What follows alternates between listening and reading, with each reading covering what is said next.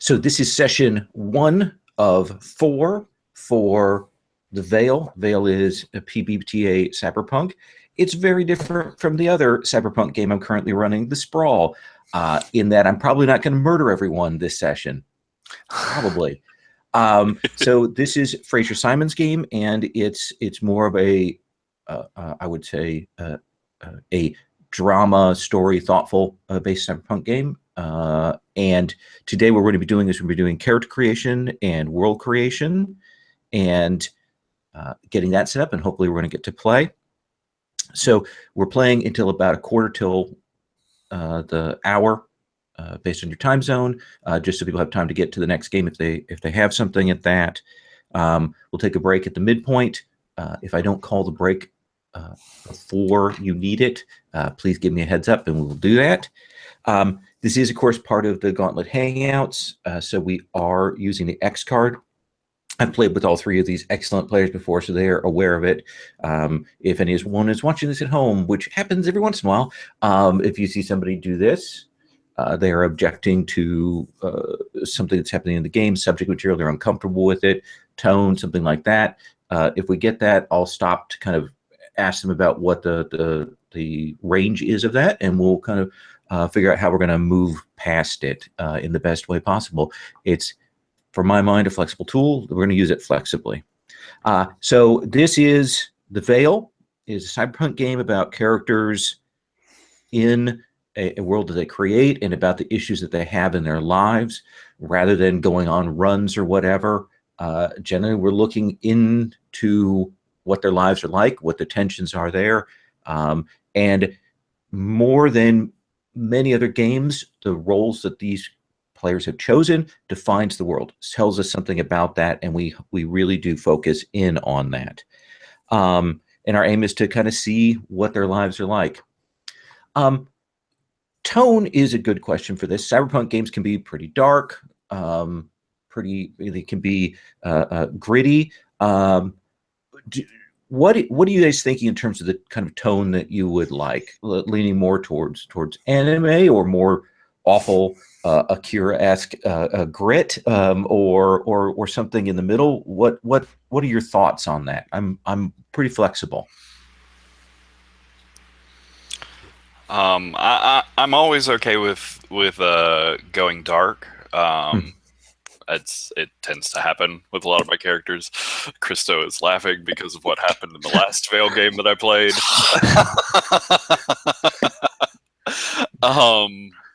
Yeah, we ended up having a character commit suicide off screen. Oh, no. Yeah, let's maybe not go quite there.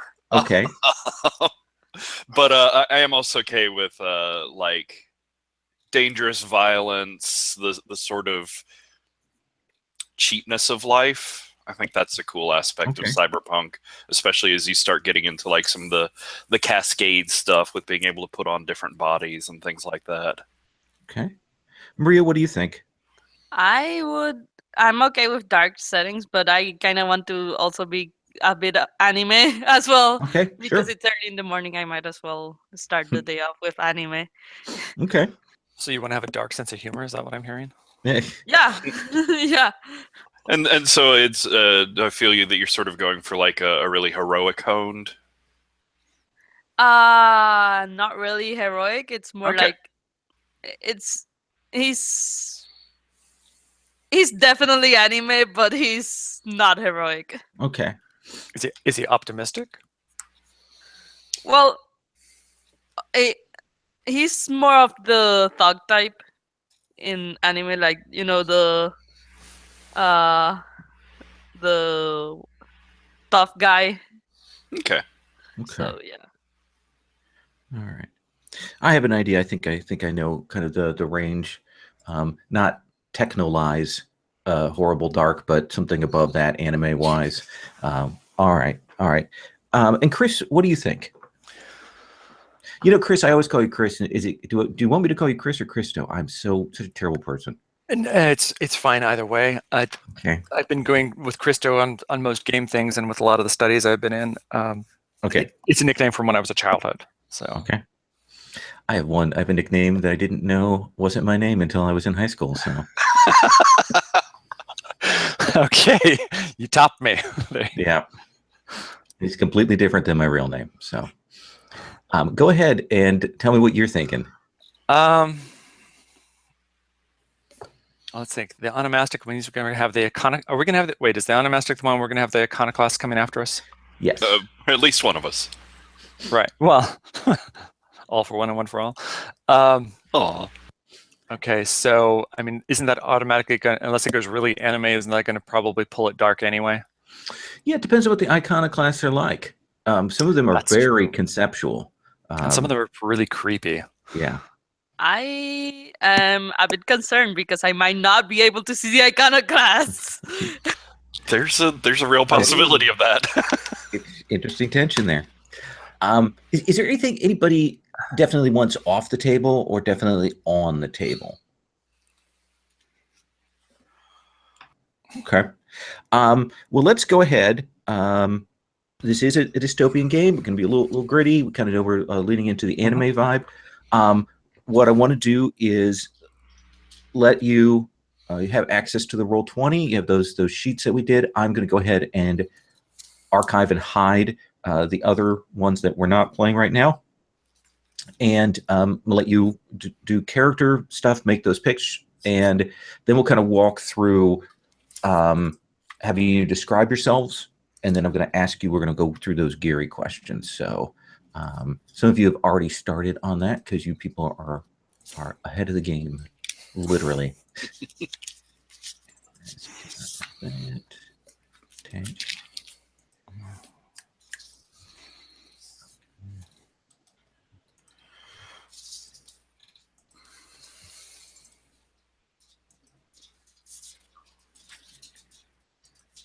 Okay, I did that right. Oh, and Lowell, did you put up a link to those cyber tags? Oh, let me grab. I'm going to grab a sheet I have with those, and I'll drop those in that folder. Is what I'm going to do. Okay. Let me do that. Wait.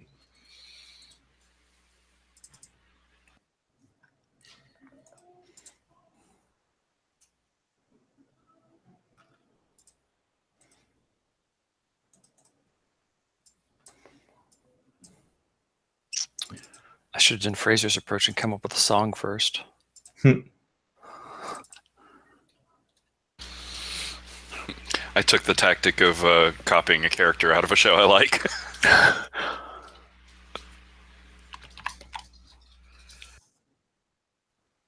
Yeah, this one's what I think I want to do.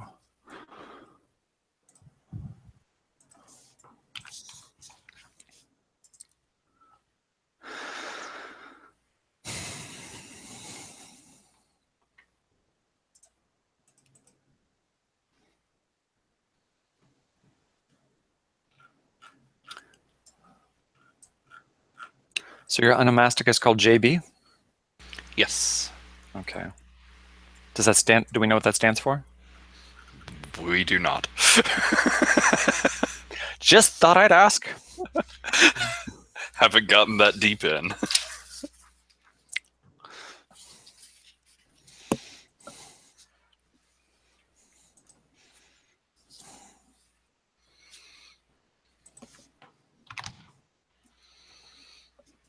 Basically, my whole character conception thus far is just like references to other media, so I'm still sort of trying to synthesize it and put it into something sort of unique. I guess I am going to have to give you the blog post with that because, of course, I've done something with the other file. There is that. I'm sure it was very clever, and so that you could find it easily later. I think what I did was I grabbed it, printed it, and then didn't save. Oh. So, as is my want. Yay, any award-winning blog here. Rich continually pokes me with that. So. Oh yeah, I was looking at the training video and Yeah. I noticed that. He is fast on that.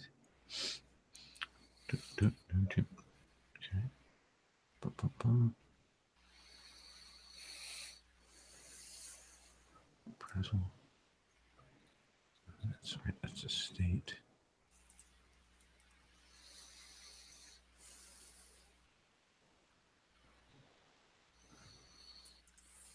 Wait, Cyberpunk 2020 has Chromebooks. Yeah. Are they like actual Chromebooks? No.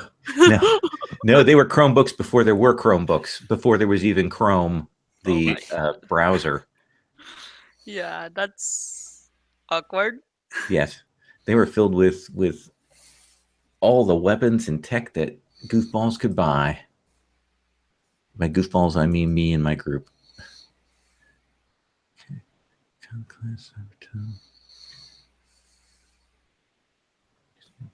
Okay, that was that one. Okay. And I like that picture, Chris. Yeah, I like that one. Good.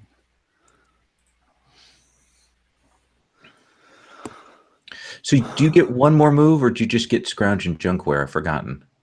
They only get those two. Okay. I'm a dumpster diver. Okay. All right.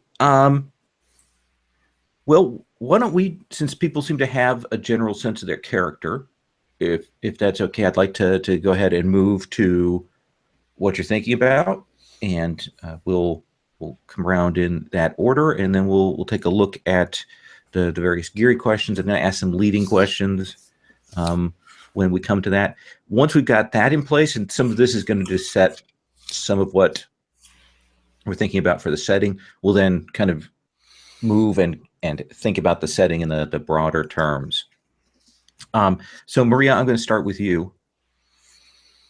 So Nobuyasu Hoyo is a thug that he's a mercenary that beats people up for cred. He also doesn't have a neurochip, so he can actually see what's actually going on apart from the veil. But that also has drawbacks. But he sees it as, I'm gonna be the best, or the strongest rather, without having to resort to cybernetics because I'm better than everyone else. So you see the world without its theatrical makeup. Yes. And it's like, basically, this is his entire attitude to everyone. I posted it on group chat. It's basically. Okay. Oh, okay. Well, Yeah. well, we're gonna be a very antagonistic group, I feel, aren't we? Well, he's not evil. He's just he's just a bit of a Luddite. Okay. Just he's like, why are you guys doing this? Yeah. And yeah, he's like the typical tough guy from anime, as established. Think Okay. Kanji Tatsumi from Persona 4, except without the repressed homosexuality part. Okay. All right. One of the things is when we have characters that are kind of antagonistic, we in party, generally what I say is, hey, we'll check in about that and how the piece everybody's doing with that at the end of session. Because that's a tough one sometimes. So you mentioned being a mercenary. Yeah. Is that a common thing in this place? Is it uncommon? What are you thinking? I'm thinking it's common. It's just not common to see mercenaries that don't have a neurochip. So we've got these mercenaries that are out there in the world that are all cybered up and made of steel and wire, and you're coming in pure flesh. Okay. Yeah. Okay. And you have martial arts, right? Yeah. Okay. How would you describe that style? Hard, soft, anything particular we should know about that style? Well, there's two styles. Once I picked the brutal and defensive ones. Okay. So basically, he doesn't play nice. Mm-hmm. He's either straight up beating people up, murdering them almost, or he's either trying to protect himself from all harm. Okay. So he does not play around. So this is a kind of more of unscientific brutality. Yeah. Okay. Yeah. Are martial arts common, or uncommon in the setting outside of yourself? I think they're just hold up. They're mainly they're common, but they usually have weapons or some other form Okay. of um uh augmentation. He Okay. just Yeah. uses his own fists and Yeah. kicks and stuff. So he's not using any kind of weapon katas or anything like that. Your character. Other than his own body, correct. Okay. All right. Is it Nobu? Is it Nobuyasu? Is it Hojo? What are we calling you? Nobuyasu. Nobuyasu. Okay. So full name. Okay. Put that little quote marks there. What do you look like? The look I picked is masculine upstyle wear, handsome face, stony eyes, honed body, and Asian. He's intimidating, but he's not like super he's not like super muscular looking. Mm-hmm. So it's very he's intimidating, but you won't exactly know why until you actually get beat up by him. Okay. Okay. Is this whole Luddite not using the neurochip, not using the cybernetics, is that just something that's kind of a unique thing to you? Are there other people who are like you? Is it a movement? How are you imagining that? I think it's just me, Okay. or at least that I know of. Okay. So you're particularly freakish. Okay. Yeah, I'm just like, okay, I don't want to deal with this. I might as well not. So I have a question there. Yeah. In this world, like the cyber chips are or the neurochips are obviously ubiquitous, but like when do people get them? Because if you get them as a very young child, that would imply like your parents had some reason in why you didn't get one. Whereas if they're an adult, it's something that maybe you chose. What do you think, Maria? I think I was thinking that it's basically as a child he had them, but he had a neurochip. He just had it removed because he didn't want to deal with that. So very much of his volition said, I'm taking this out. Yeah. Something in particular happened that made you want to get it out?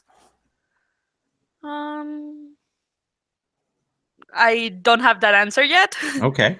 So I'm thinking my character sort of will be the opposite. yeah. All right. So contrast, yay. All right. But not the way you're probably thinking. Yeah.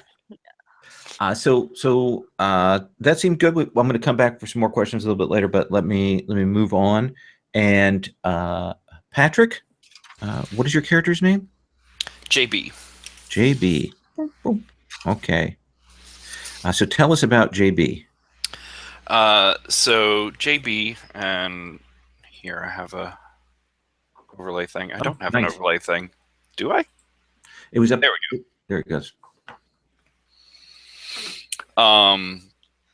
So he works in a salon, sort of a veil styling sort of thing. It's like part hacking, part cosmetics, that sort of thing.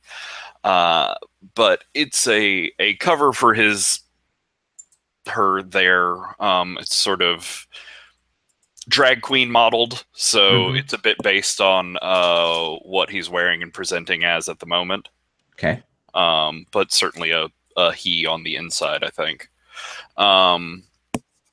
Anyways, it's part of it's his cover, his running from his life as the last of the onomastic order, which I think of as sort of a hacker group that was various people that were instrumental in the like base code writing and original creation of the Veil, that had at different points for different reasons turned away from the sort of corporatization of the Veil, and had started to use their expertise to set up their own dark Veil, sort of a dark web idea of something that is there, built on the same structures, but is hidden from the rest of the Veil and works differently.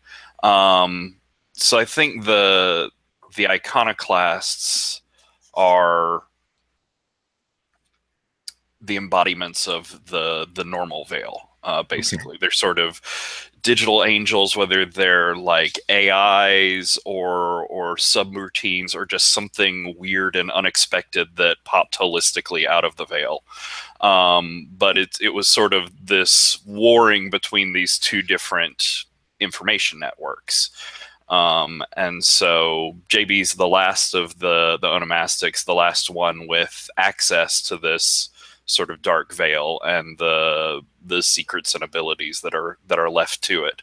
And he's very much hiding in a sort of frivolous, useless looking life, to hide the secrets that he holds, the expertise that he has, and the violence that's been in his past.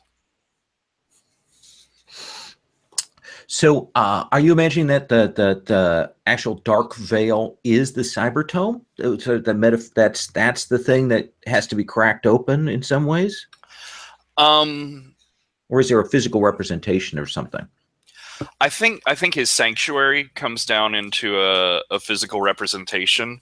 I made some pics for it. That it's got a communication device not connected to the Veil. Okay.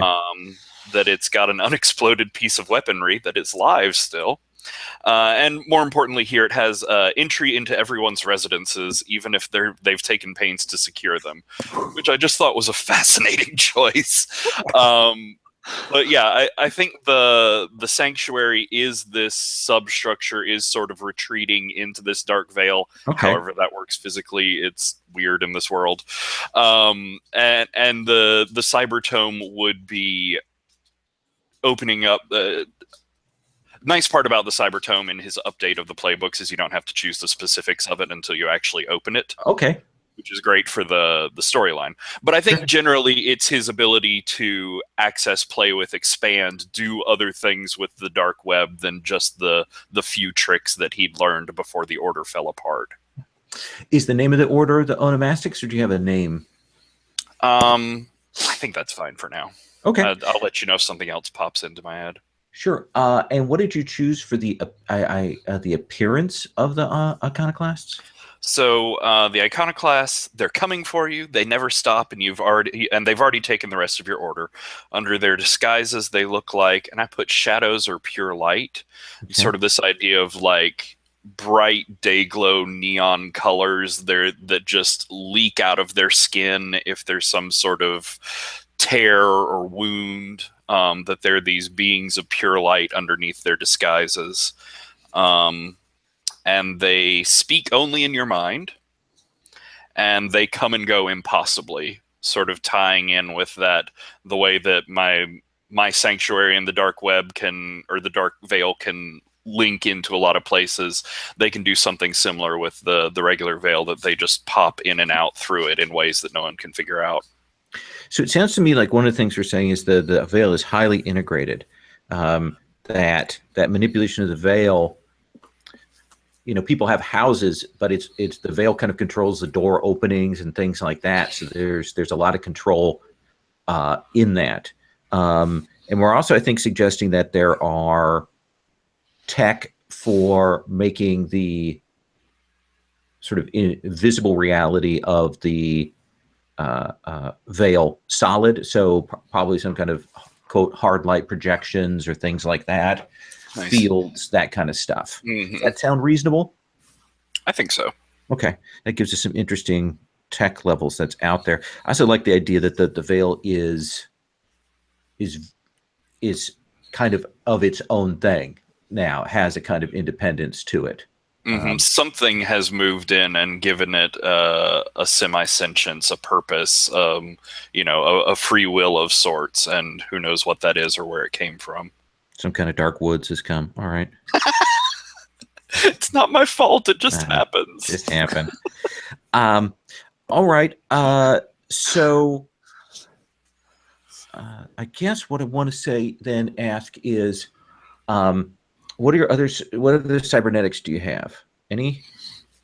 I haven't worked out the details of it quite yet, but I think definitely an interface and an eye thing that goes in with the hacker idea of he does a lot of like code hacking to do things in the Veil. That's classic. What did you take for your move? So I've got the true name move where I can gather components on people and then do weird things to them. And then it's basically the move. And then I also took gaze into the abyss, which is when I analyze, I can ask an extra question that comes from who here is most afraid, who here is keeping secrets from me, how close are the iconoclasts, or who here would do what I ask, if anyone. Awesome. Okay. Let me move on and jump over to Christo.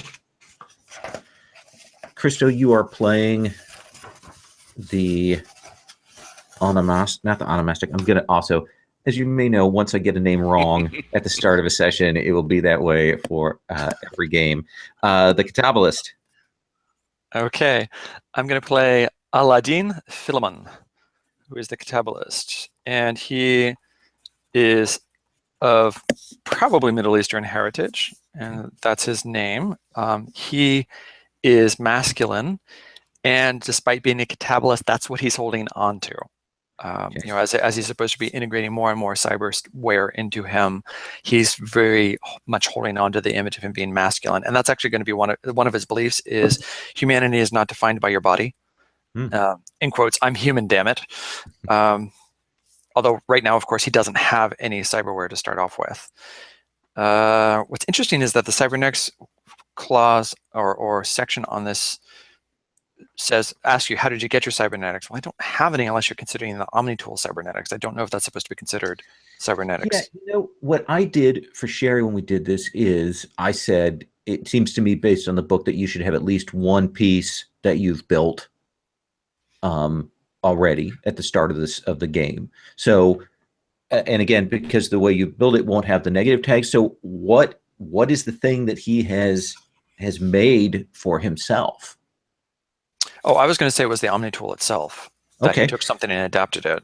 So is it attached to you then? I guess it should be actually then, that it should be part of me, because the backstory I was going to say is how he ended up this way was that he was one of the people that couldn't have a neurochip when he was a child. His body rejected it, because one of the things of the Catabolist is that your body rejects all cybernetics aside from those you create and integrate it into yourself. So he basically had to design his own neurochip that his body wouldn't reject. And that's, I think, part of what the OmniTool is for him. Okay. So it's more of an information thing. Okay. Right. And so I get to choose two on the OmniTool sheet, and it's a powerful tool used for analysis, which gains me the wrench in the gears move. Which gets me an additional question when I do analyze. And it facilitates your observations of other things. Whenever you use things speak, you may ask an additional question even on a 6 or less. But I don't have things speak yet. So you know where I'm going. I'm going to take that move as soon as I can. Yeah. So the reason he's been doing this is, aside from the desire to have a neurochip, is he witnessed the wrath of machines. I must become one in order to defeat them. Ooh. Or maybe I should change that to fear. Yeah, I'll change that to the fear one, actually. That's a better one, because he doesn't want to become one. He wants to basically become something that can fight. And we could say that might be the iconoclast, I guess, theoretically. Maybe he's gearing himself up to fight the iconoclasts. Okay.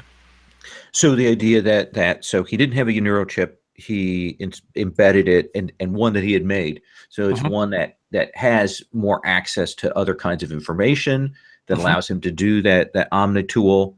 It is connected, and you learned something. Is that you learned something about the veil then in making that?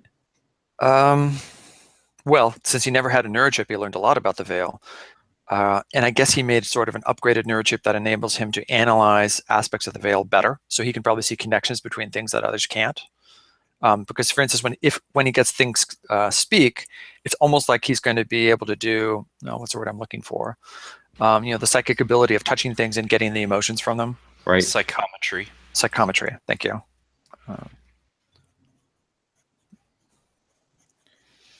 Okay. Another question. So in gear, I'm not quite clear what it meant when it said you get both pieces of homemade gear.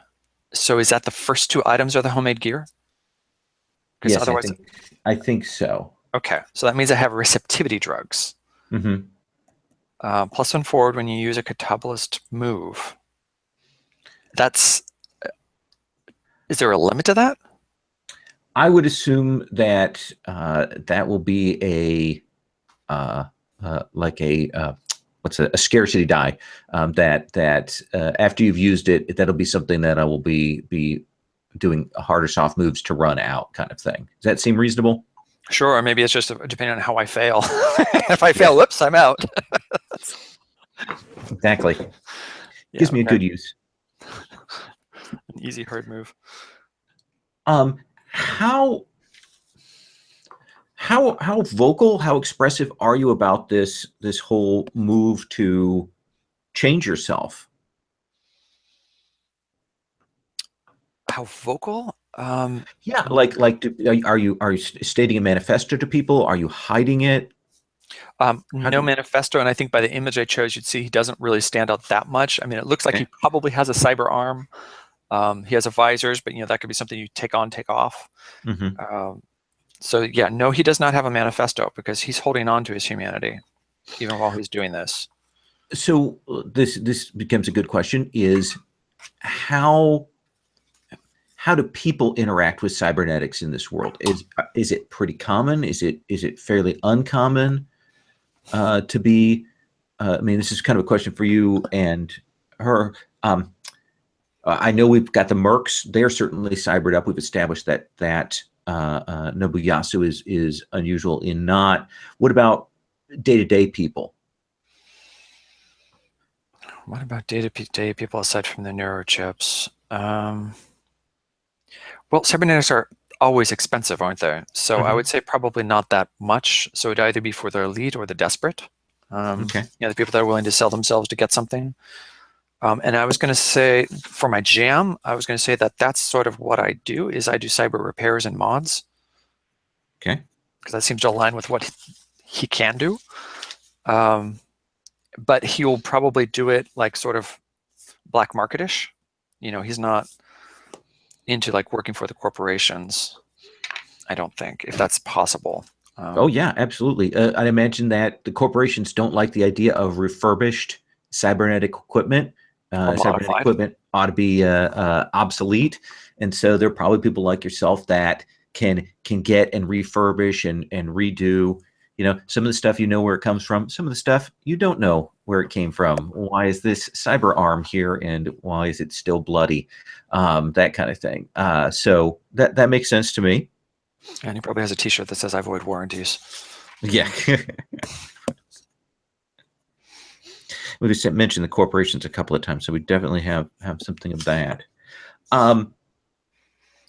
Let's move from that to let's do the Geary relationships, and then that may give us some more stuff about the world, and then we'll talk about the world itself. So, Maria, can we start with you? Sure. Okay. My first Geary question is: if you've saved someone before and asked for nothing in return, you have 1 Geary on them. Thinking of JB and I'm thinking I actually saved them from the iconoclast, and I asked for nothing in return because I thought he was just going crazy, and because I didn't actually see the iconoclasts. Neat. So you saved me from the delusions in my head, basically. Yes. Yeah. So I'm like, okay, yeah, don't and don't worry about it for now. Okay. So which way does that Geary go? I get Shoot. 1 Geary on you, I think. Okay. Yes. Hold up. Okay. So, and then if someone protected you from something specifically because you have no neurochip, they have 1 Geary on you. I think JB can also have that one.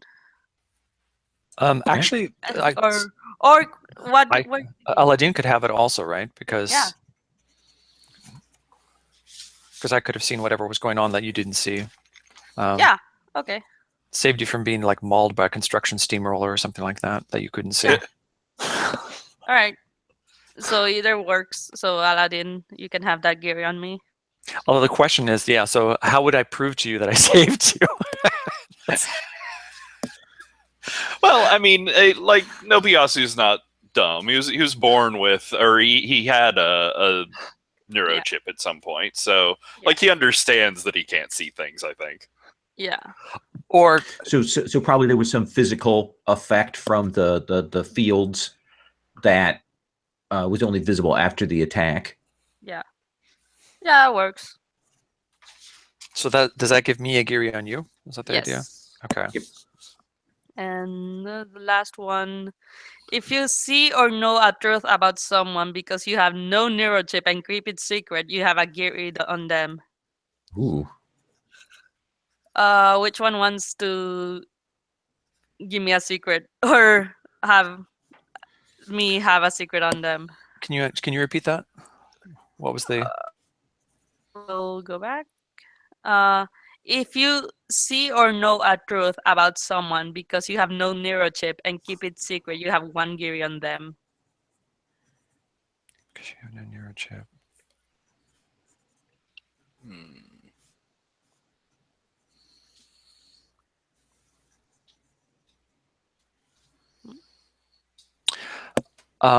It could. I don't know, Patrick. It might work best with your character, but I can think of one also.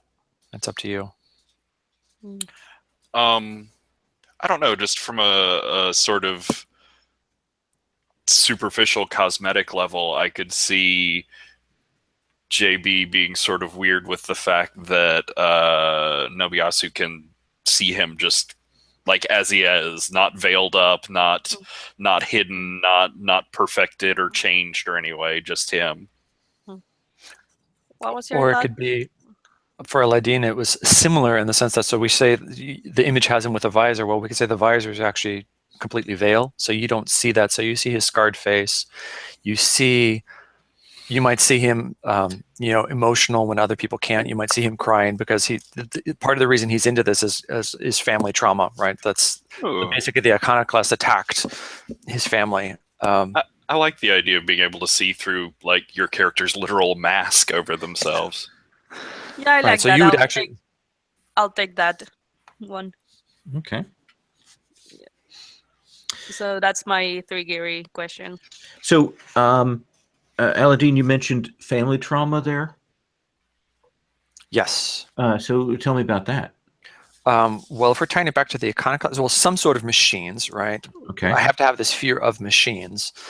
So they attacked probably we could just say it was renovations, right? The classic sort of thing of needing to demolish one housing area in order to build like a new mega corporation.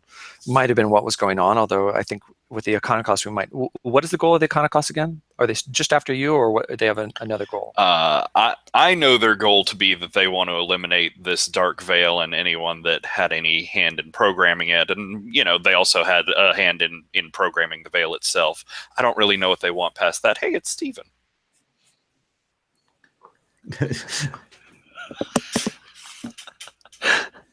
You're muted. I'm so sorry. I overslept. Okay. Oh, Sorry about that. That's okay. We're in the Geary section there. Let me drop the Roll20 link Thank you. into that. Find that.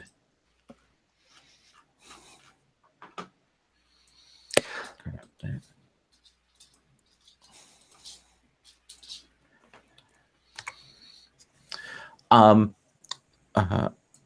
Okay, so so that sounds good. Let me pause here for just a sec, and let me give Stephen the 5-minute pitch.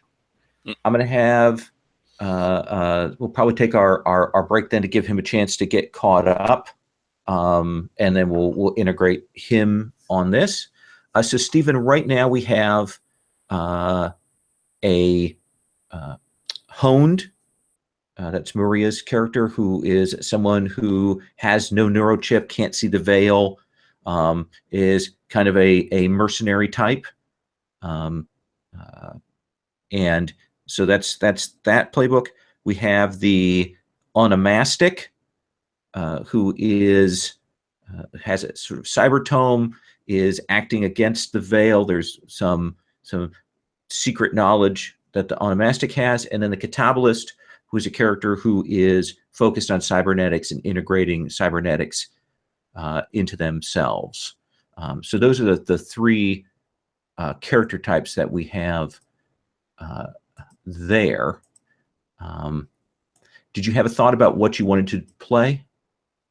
I'm not certain at this point, but I'll figure it out pretty quickly. Okay, I'm going to restore some of these playbooks here. I'm going to put up in the Roll20 the ones that I have that are entered in. Does that sound okay?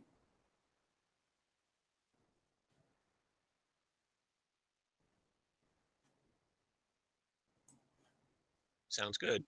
Okay. So let's take 5 minutes. Let Stephen take a look at that. We'll come back, and we'll work to kind of integrate that, if that's okay with you guys. Okay. Sounds good. Thanks. Sorry about that. That's okay.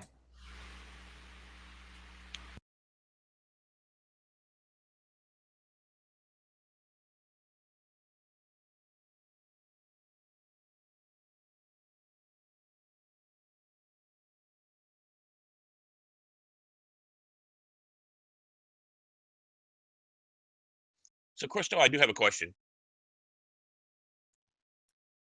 Yes. Yes. Oh, was there any kind of tone discussion, like what kind of game we would Yeah. be? Okay, so what's the tone going to be? So I don't pick something that's a little weird. Somewhat dark and somewhat anime, I think it was. Okay, so it's okay to pick like the Dying Playbook or something like that. Yeah. Fantastic. Thank you. Definitely. Definitely. I can just feel this. It's going to go dark. It's going to go dark. Yes, it is. It is. You got a playbook that, because Patrick chose the onomastic, which means you have the iconoclasts in play, which are out to destroy him at a minimum and something else also. And they're always really creepy. That's There's that in.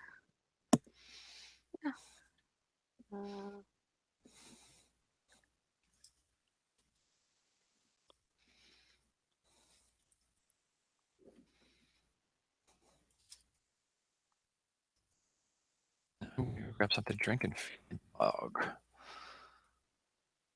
be right back.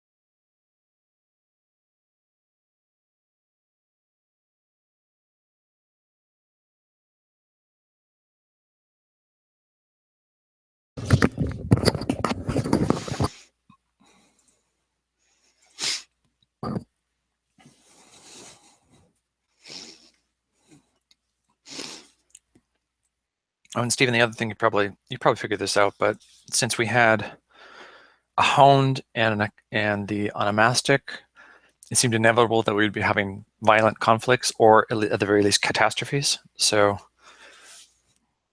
you might want to bear that in mind. So I think I'm going to pick the apparatus.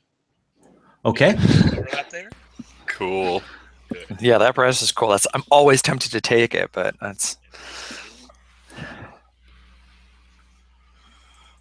So what's going to be your one emotion, your one state? I'm not sure yet.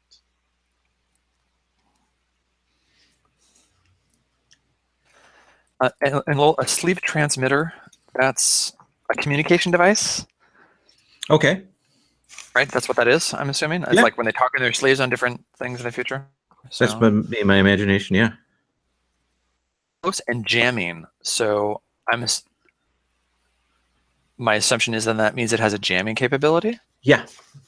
Okay, just checking. As compared to it get jammed easily. That's Jammable. because if things backfire, it could. Yeah, very jammable. Yeah. Always has static. Oh, static.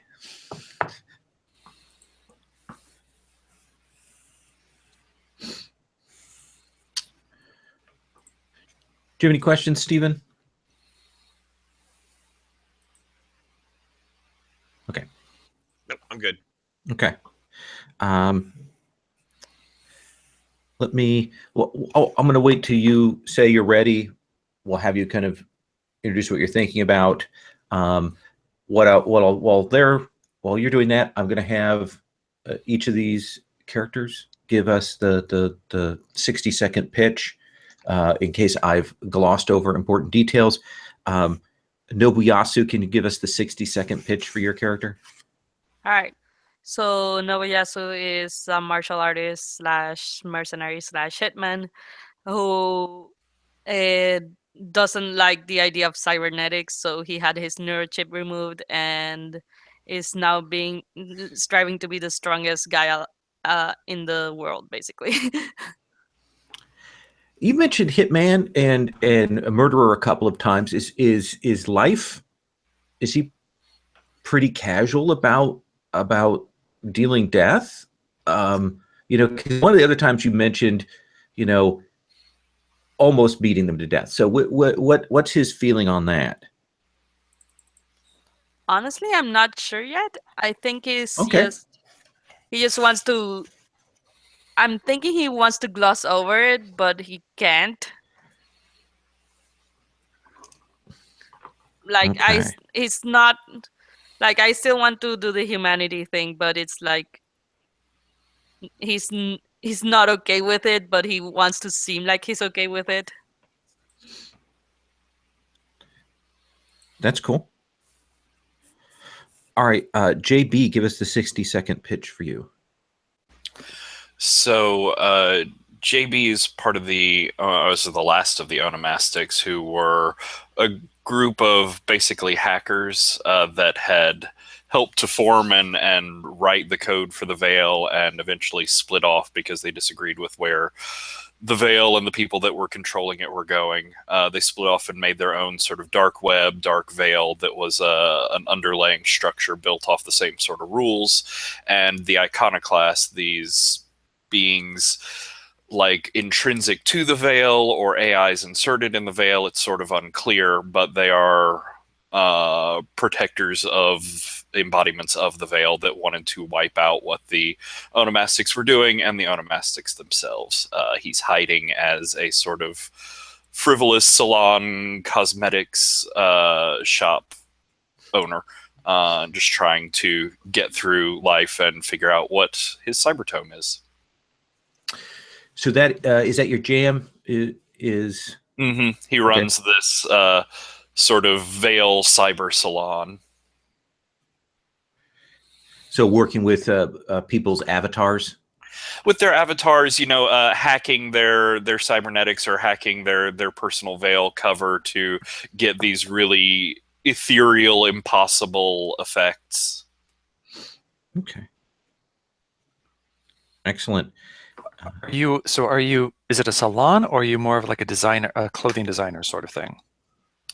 I think it's more of a salon, but with the way that the veil interacts with and mimics reality, it's a little bit of everything that has to do with how you present yourself to the world. And Aladdin? Aladdin is a catabolist, and he never had his neurochip. He couldn't have a neurochip. His body rejected it. And then at one point, his family was attacked while he was still a child, probably young teenage years. And he managed to get away. And he's got the feeling that whatever these machines were, and we're assuming it's the iconoclasts, are going to be coming after him to finish the job. And so he's very interested in incorporating as much cybernetics as he can, because he feels that's the only way he's going to be able to stab them off. And so that's what's been driving him to move forward with this. He doesn't have any. The only one he has right now is his Omni tool, which I would assume is his visor, because it helps him see so much of the connections between the veil, which will help him ultimately do his dumpster diving to get more cybernetics. So I have a question. Is the Omni tool a physical thing? Or is it like a veil thing? Well, Because- it's got to be part and part, I think. I think that's the way it would work. Then how can you see it if you have no neurochip or see part of it? That's what I was saying. Is I made my own neurochip. Yeah. Oh, okay. So that's basically your own neurochip. Okay. That Right. makes sense. When you're, let me get the timeline of this. When your family was attacked, was before or after you built your own neurochip? Before. Before. Okay.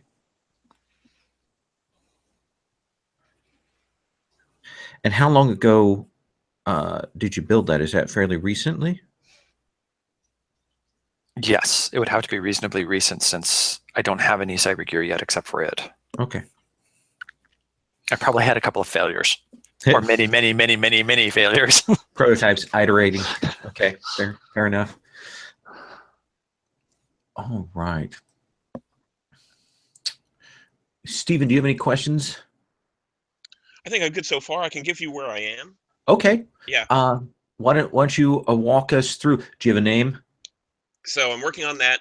Okay. Right now, the name is Prime, which is an acronym for something. I look like nothing human. I look like a. So have you ever seen? There's a movie with Val Kilmer from where he goes to Mars. There's a Yeah. robot in that. Okay. So it's kind of like a robotic dog that lopes along, but then inverts and stands up straight and can manipulate things like a human does. Okay.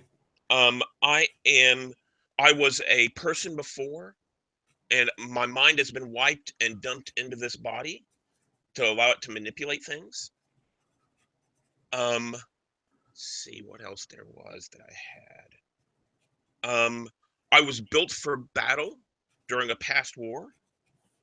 And I did see that there was a beginning of session move about where I learn more about myself as my memories come back into play. Yeah. Yeah, the birth. Yeah. Okay.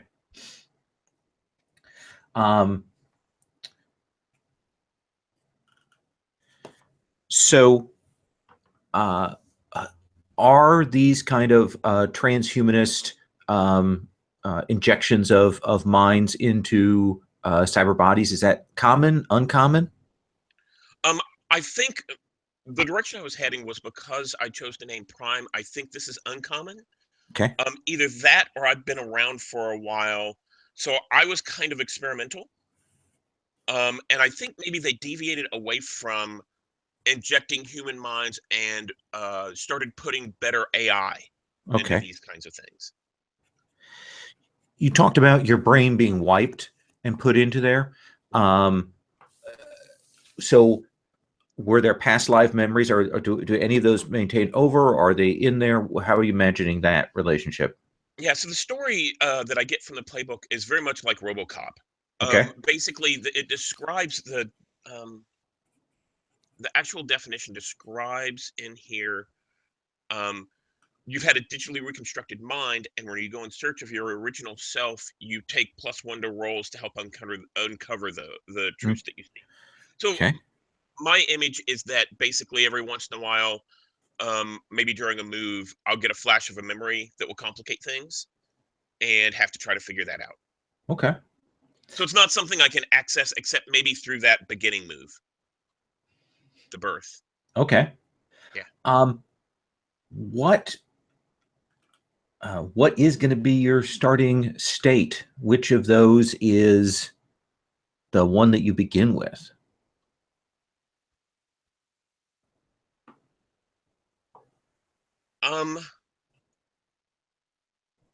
I think so I haven't made that decision yet. Okay. I think All I'm right. gonna start with scared.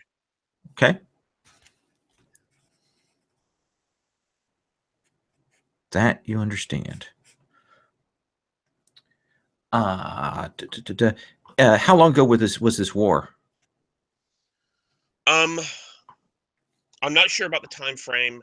It was probably long enough ago that the people wouldn't still be engaged in it. Like the hard feelings from it has died down. It's history. Okay. So it's one of the reasons why I've probably been forgotten, and it's probably also the reason why they've deviated away from this technology. Have you been suspended, deactivated, or have you been active during the interim? I want to say that I've probably been tinkered with during the interim by rebels or by freaks, outcasts, which keeps me a little bit up to date with the technology. So I want to say I've been active, but I don't have much memory of it because it wasn't completely, what's the word for, I didn't have my own self-being about it. Okay. All right. So we have some rebels. All right. That is a good detail. All right. Well, I'm going to let you kind of finish that off, and I'm going to come to JB's Geary questions, and we'll walk through those. JB, let's take a look at those. Okay.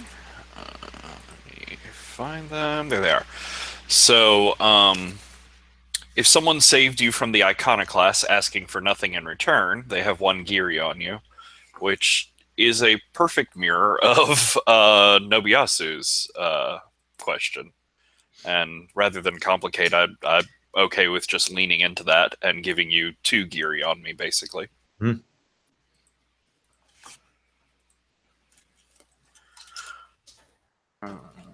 Sorry about that. So I get 2 gear instead of 1, or?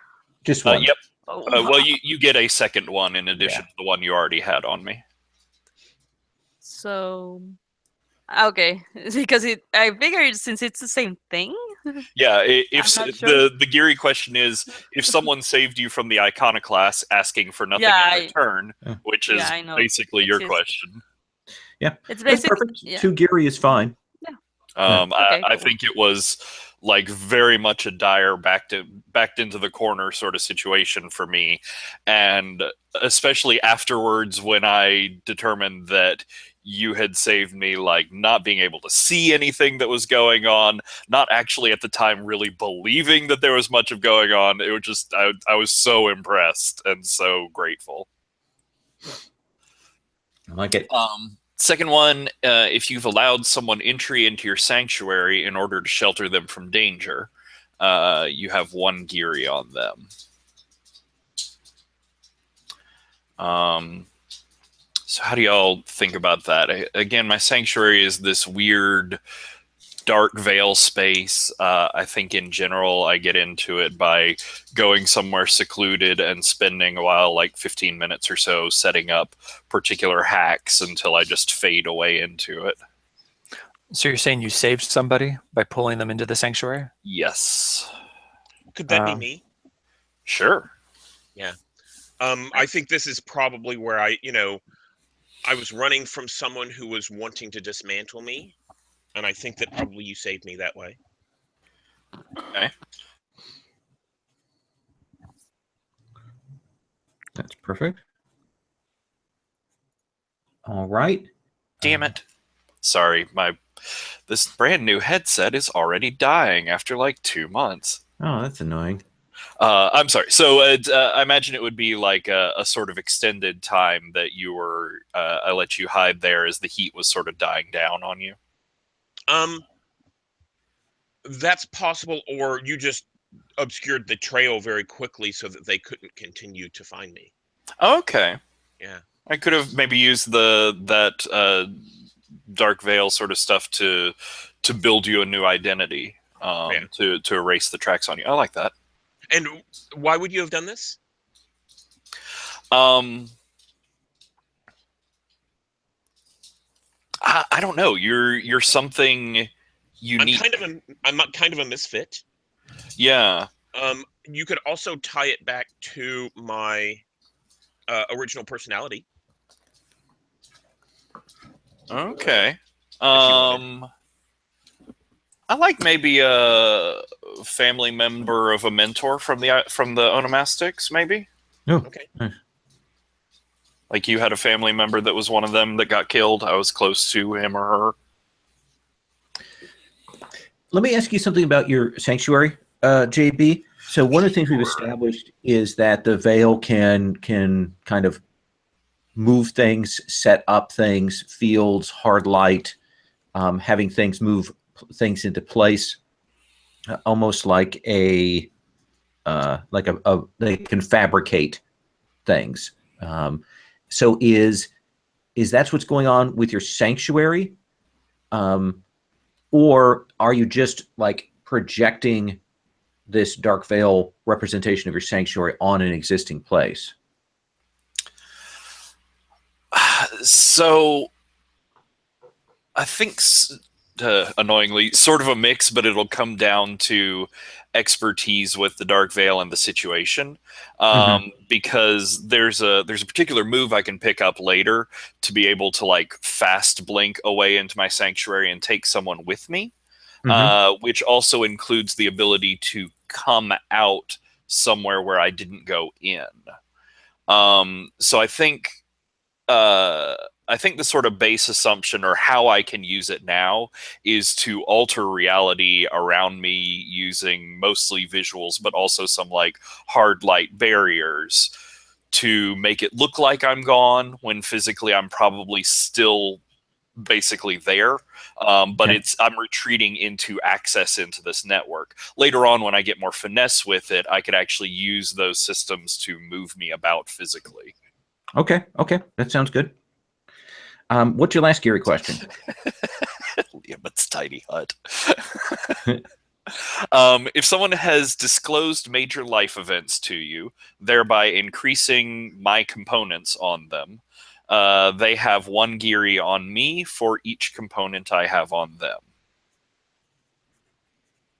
And the components are what I use to piece together people's true names and do weird things therewith.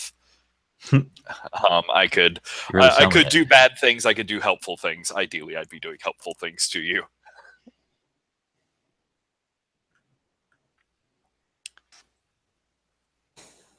So you get components, and what is a component specifically? I get components of your true name by finding out or discovering major pieces of your life story or your psyche or your history. Something deep about you. And so for each component I have on you, you'd have a Giri on me. Interesting. I give you a component on me, I get a Giri on you. Yep. Okay. I'll do that. Okay. You want to do 1, 2, or 3?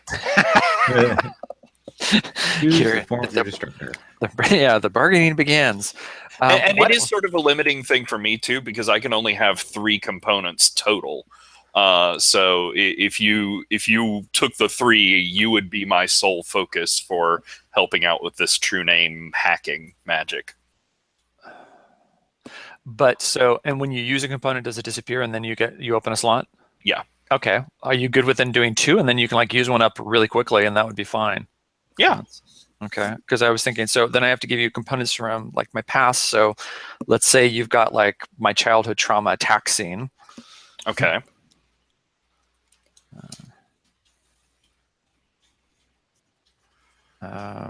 Which I guess would be part of my. It's one of the defining features, events of my life. So I guess that would be a component of my name.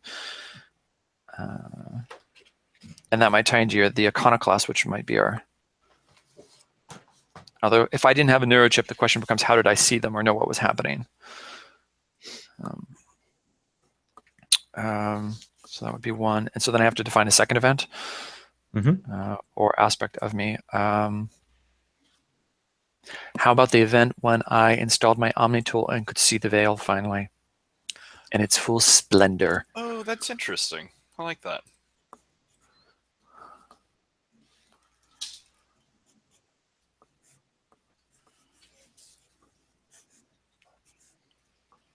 Awesome. All right. Aladdin, you've given away quite a bit of Geary already. Let's walk through your questions now. See what I can get back.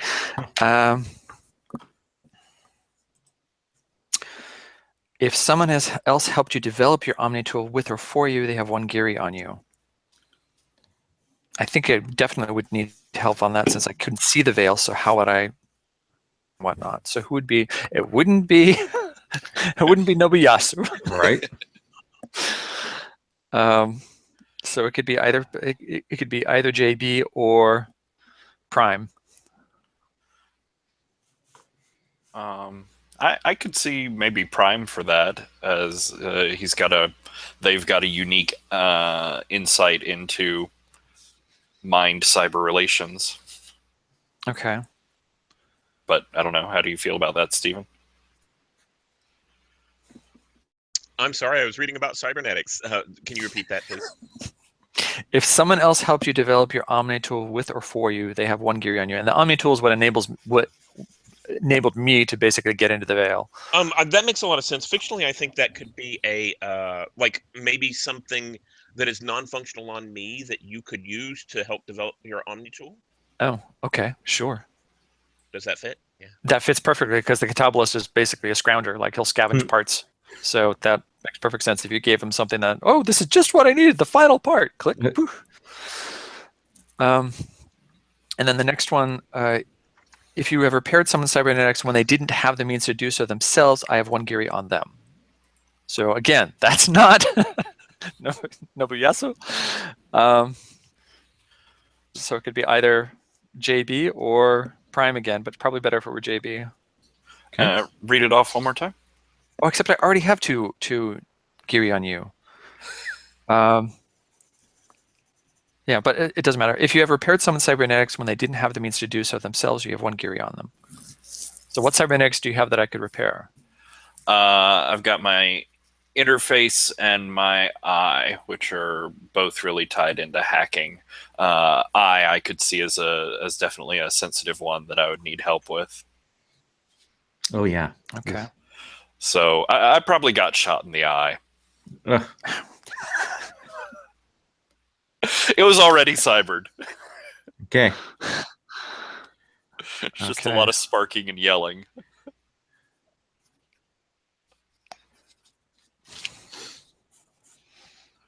Or strobing, which would be horrible. Oh god. And the last one? I don't think I want to use it. If you convince someone else of your ideology and they believe it is to their benefit, you have 1 Geary on them. The only way that could work is if I've convinced somebody else that the machines are out to get us. And that's why I'm doing this, right? That there's like this conspiracy that's coming. It doesn't have to be a PC if you want to establish an NPC. Yeah, why don't we say that I've got a fence that I work with that gets me parts? Okay. And you've convinced him about this grand conspiracy? Yeah. Okay. Let's call that Fence Matilda Wolf. Okay, that works for me. Waltzing Matilda. Okay. And so you have 1 Geary on her. Mm-hmm. Okay. Awesome. All right, Prime, are you okay for me to come over and work through your Geary obligation questions? I am. Okay, then let's go ahead and do those. Okay. So if someone found you, built you, or modified you since you were discovered, they have one Geary on you. To me, that kind of stands out as the onomastic because he took me in. Does that fit? Yeah, I think so. Okay. So yeah, it's I not only did like external work on you, I did some internal work on some sort of like ID chip or transponder in you that was giving away your identity. Nice.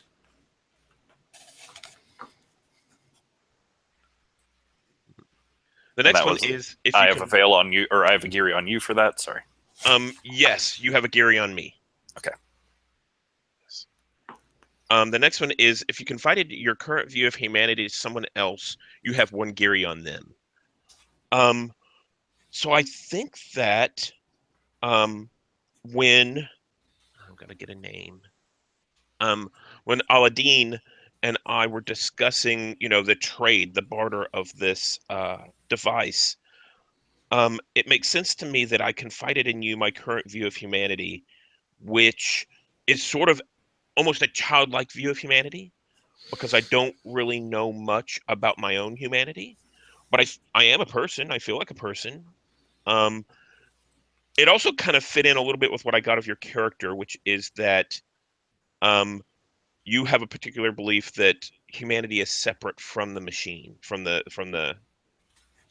Is that right? Does that fit at all, Christo? Well, it depends which. Yeah. Humanity's right. You're not. Humanity is not defined by your body. Right. So maybe I actually see you as a little bit of a mentor, because I don't know much about my own humanity and I'm looking for it. And you'd see past the body to the person underneath. Interesting. It does connect. Sure. So what was the transaction again? The Geary? It was I have one Geary on you. Ah. Okay. Sure, I'm fine with that. Okay. And the last one I'm not sure about. If someone taught you how to blend in or stand out, they have one Geary on you. That sounds like JB based on his salon. Well, or I could see Nobuyasu with that, because Nobuyasu has had to live in a world where everyone else can see and know things that he can't. Has sort of a good way of blending, maybe. So Nobuyasu. So either way. Yeah, I'd actually prefer to connect with all the characters if I could. Yep. So Nobuyasu, how do you blend in with the rest of society? Well, I still wear like modern clothes or the clothes of the era. It's just I don't have any cybernetics. I don't have a neurochip, and it's less blending in and more look intimidating enough so that they don't want to fuck with me. So I see. Okay, so I think in Yeah. this case, what this is most of I look very alien. I look definitely not human, but I think you kind of taught me posture and how to intimidate, how to be more imposing in the robes that I wear. I wear these tattered robes and sweatpants that are very loose, so it's difficult to see exactly where the body is. Yeah. I like that, especially as a nice opposite to the fact that you've got this posture being a badass, but your primary emotion is scared. So I think that's a nice contrast there. All right, so I think that's everybody's Geary questions. I want to, Chris, you've established one of your beliefs. I want to check back in with other people about beliefs now. They're, as you mentioned at the start, they're the hardest thing to come up with in some ways for your characters to define straight. What I'd like to do is talk about what assumptions we've got on the table about our world. I'm going to kind of repeat them again. And then I want to ask some of these environment questions that are from the setting playbook. So we know high tech. We know that the veil is omnipresent. We know that it is ubiquitous. We know that it can form and change the physicality through hard light, through force fields, through moving of objects. We know that that can be shaped. We know that we've got this dark veil that exists underneath. We don't know much about sort of the place itself, though, I don't think, at this point. Are we in an urban center? Are we off planet? I've heard some mention of terms that follow from Earth, so it does sound to me like we are in a future Earth, though it can be an anime Earth where we don't ever go, okay, how do we get here, kind of thing. What do you think? Who wants to grab onto that? Off planet could be interesting. I don't know if we necessarily need to define where, but just somewhere that could have a different sky, different moons, different sort of rules like that, different weather. What do you guys think? I'm not sure about that. Okay. Well, and I have a question. If we go off planet, is the veil only on that planet, or is it interconnected with the other planets? That'd be a other parts. question there. What are you feeling, Maria? Well, I wouldn't know how Nobuyasu just got to another planet. Or if he was born on another planet, that's fine. It's just maybe the veil also interacts with how the perception of like the weather, like, or the different moons or something.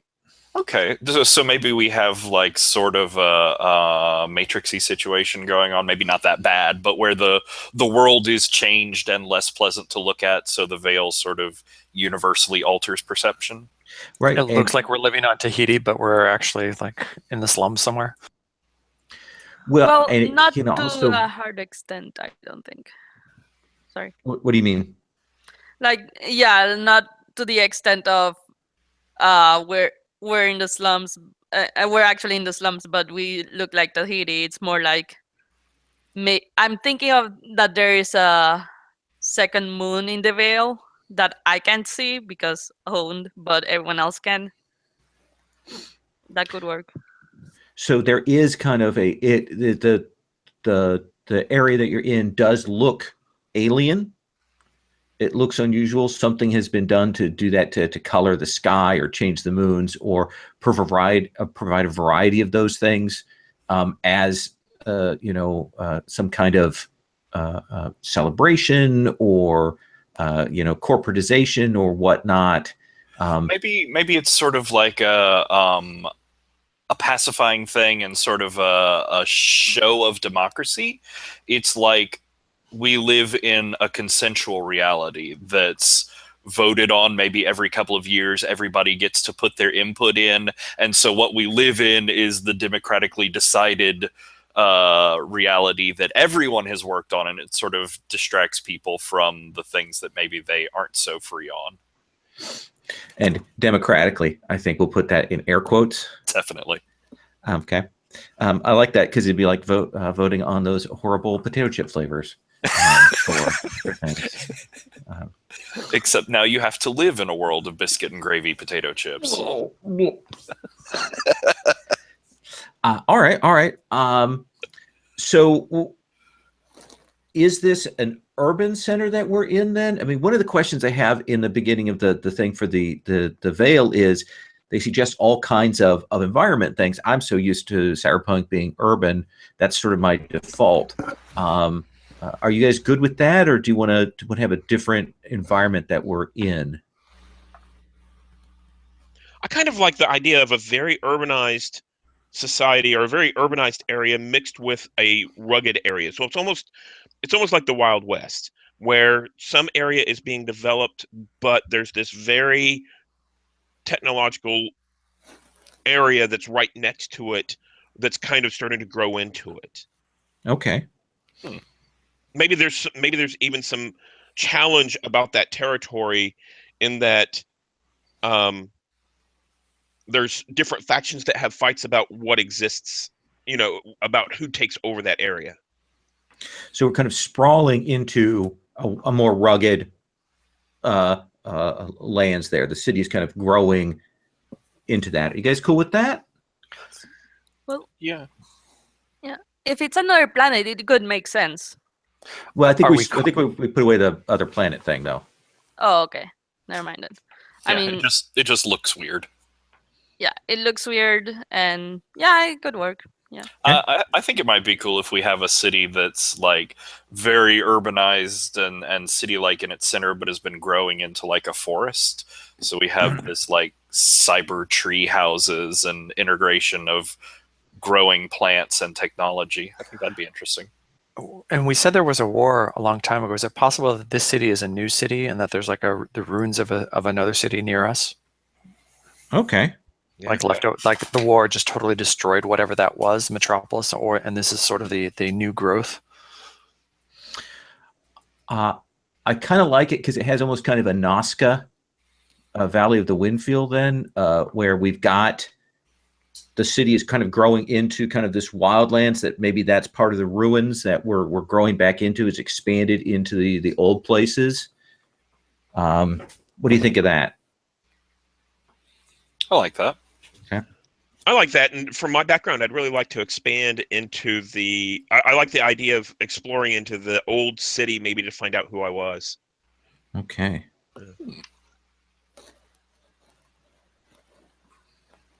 I like the idea too that while the city maybe hasn't expanded, the Veil has been creeping in and working to get into there.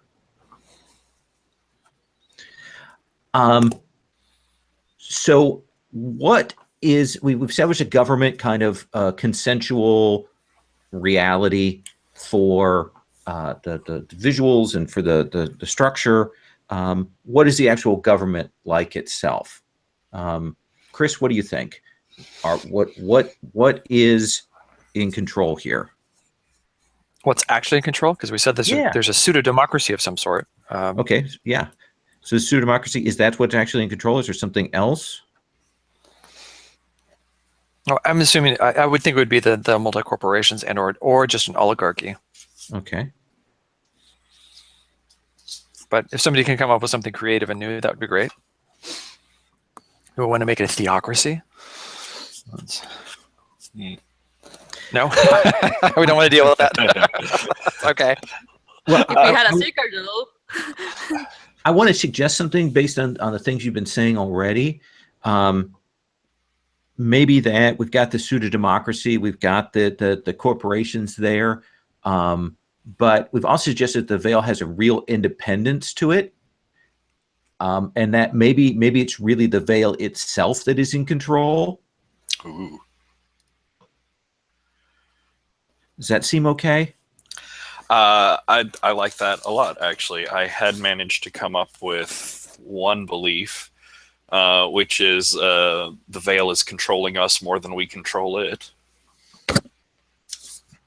So I think that fits in great there.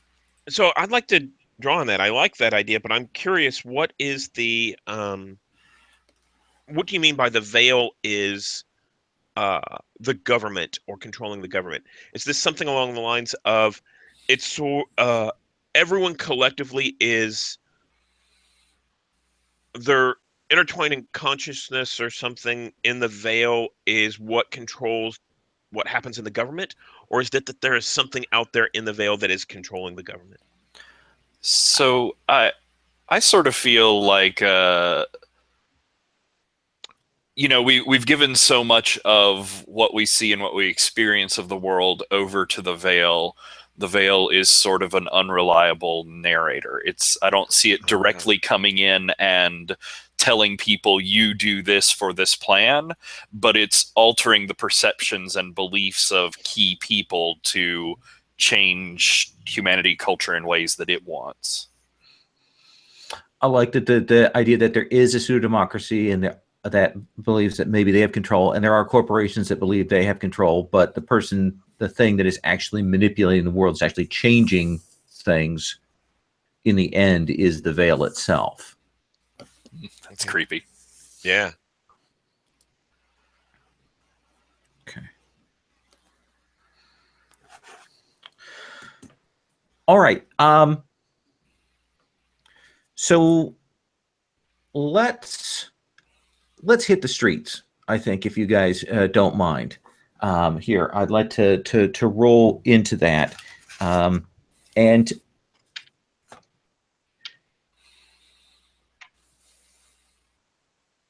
Nobuyasu, where do you go to get jobs?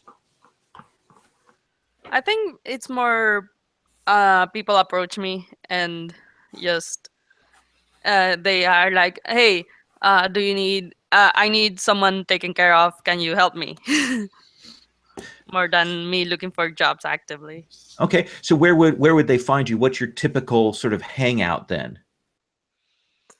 I guess I have an apartment, Okay, and people. it's noticeable because it doesn't have any veil shit in it. So, Okay, and so people come to your apartment and knock to talk to you. Is that how that Yeah. works? Okay. Yeah. So there's a knock at the door. Okay. You probably don't even have a doorbell, so there is that sort of hard knock to get the sound there. Alright. And when the doors open, what does your client see?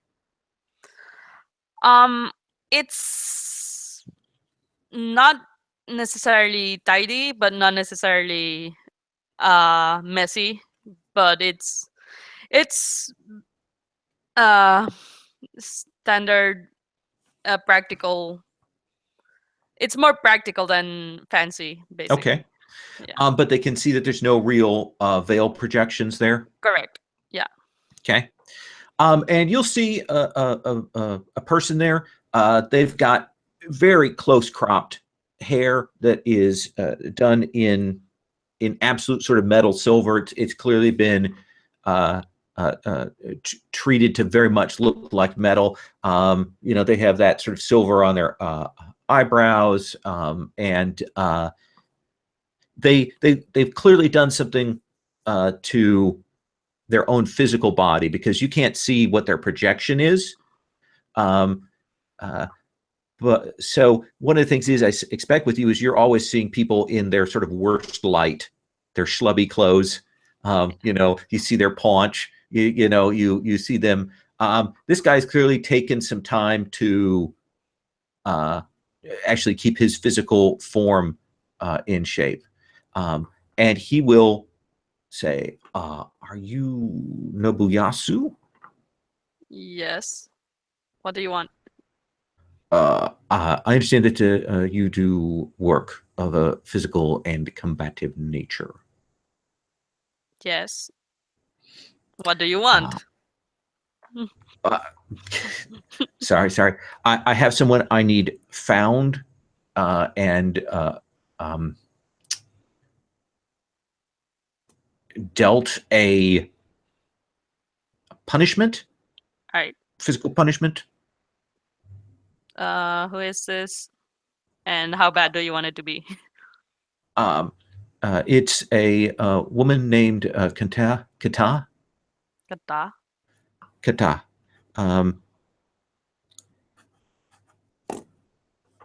Just a sign, a symbol of dissatisfaction. All right. Can do that. Yeah. Where can I find this woman? Okay. Do you have any information on her? Yeah. Normally, she's going to be at a bar, sort of entertainment hostel, down near the Edge neighborhoods, 14 Edge. Okay.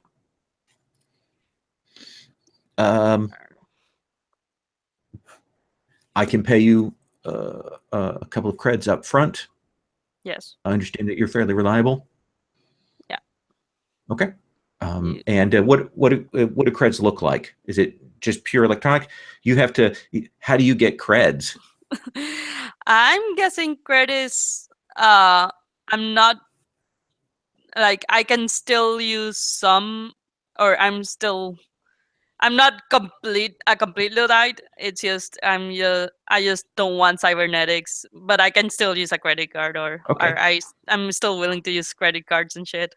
Okay, so you got a little box for your creds, and the visual that I love that we came up with in the last game is essentially they drop and these what they see is little hologram credits fall. Of course, you don't see anything. The guy just goes like this over your thing, and you get a couple creds into your phone. Yeah. And he'll say, if you could do that in the next 48 hours, that would be appreciated. All right. And he leaves. All right. Let me cut away from you, if I may. We'll come back to you on that.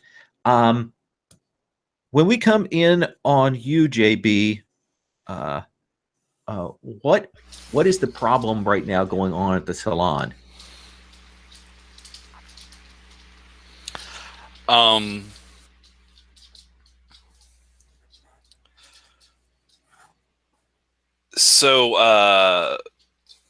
right. So I think I've had an encounter with the iconoclast sometime recently, and I'm still sort of trying to. They had managed to affect the store. Like I don't think they quite tracked me back to it, but there was some localized veil damage, and we're still trying to get certain of our like hollow veil hacking machines back up online. They're still fritzy and occasionally just turn people purple when they didn't want to be and things like that. And how hard is it to get those things repaired? Is this an easy thing for you to do? No, I think that there is some like malicious, semi-sentient code still left lodged in our system that's changing things and sort of growing itself. And you're kind of you do have the sort of the off sign in place, but there's a person at the door, and they are clearly kind of doing that, ding dong, ding dong, ding dong, ding dong, ding dong, kind of. The sign says off for a reason. They keep doing that. Come up to the door and sort of slide open a window. We are closed and very busy and don't have time for you. What is it? This woman, she's a good maybe 6'3". You can tell she's a little shorter in a real form, but that's certainly her veil form. She's got red hair that's tied back, and you can see that she's done something to kind of colorize her eyes here in the veil, so it's almost like there's a lava lamp behind her eyes there. And it's a good avatar. She's a very good avatar. It's very well made, and she will say, I need a makeover immediately, and I can pay top dollar for that. There are other shops you can go to. We are having technical difficulties. I don't know if now is the best time. And could you lean down? I'm not so fond of talking to your tits. Leaning down, she goes, "You're the best." So you're well informed. That doesn't mean that we're open. What can I do to convince you?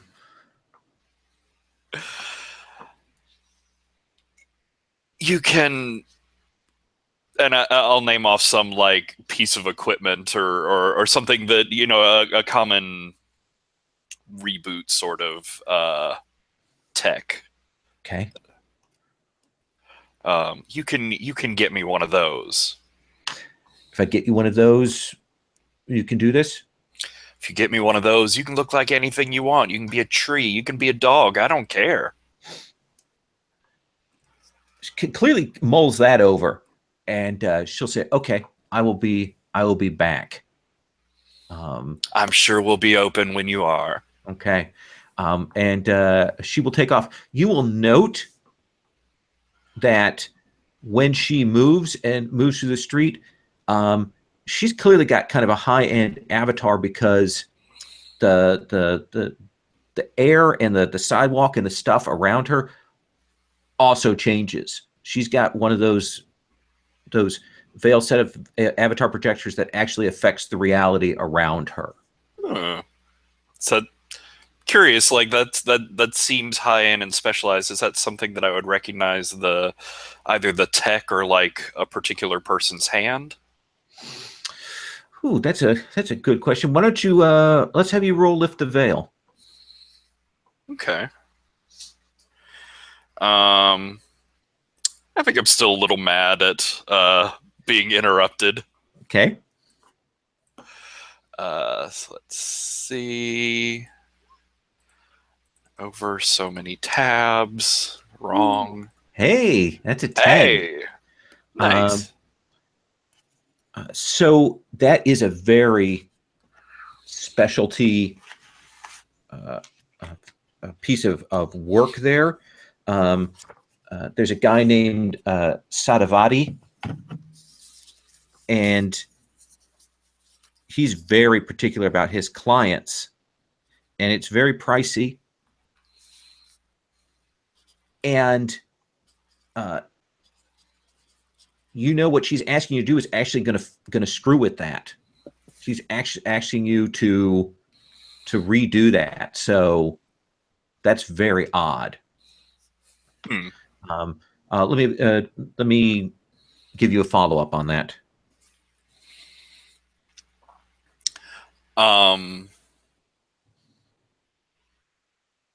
Well, okay, he's well known and really high end and really professional, but what sort of shady rumors have I heard about him in the past? Something that might connect in with this, or if not, just the sort of worst speculation I've heard about him. What you have heard is that, at least in your circles, is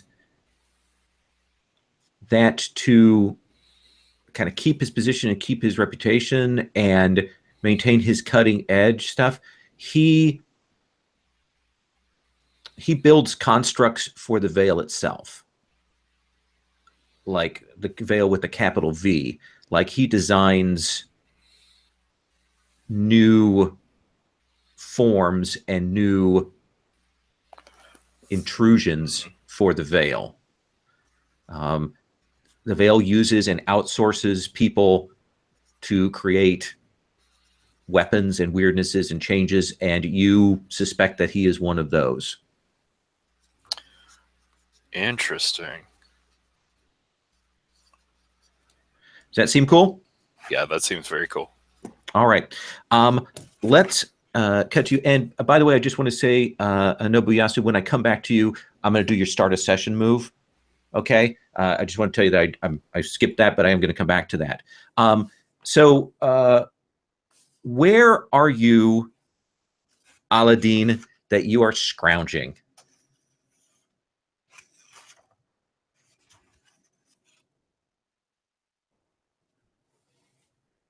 You muted. Yeah, I know. I had too many windows open. I had to get back to the Hangouts window. Yeah, tap. Where would I matrix style so you can do this.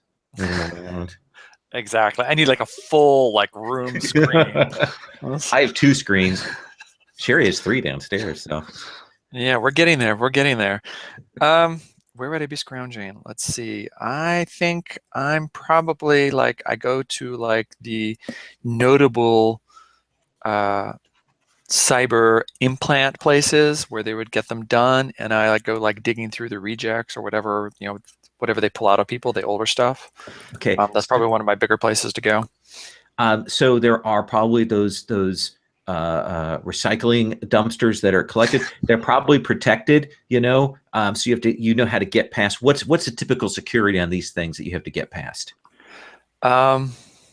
Well, it's probably the weapon I actually chose is a particle scalpel. So I'm imagining that can probably cut through just about anything. So I don't think there's probably much that they can do to keep me from getting into whatever their dumpsters are that they're using. Yeah, it's and maybe he does interesting patterns so they know specifically who took it. All right. Okay. If it cuts through. they probably do that thing where they put muck on it to try and keep people from going into it, that kind of thing.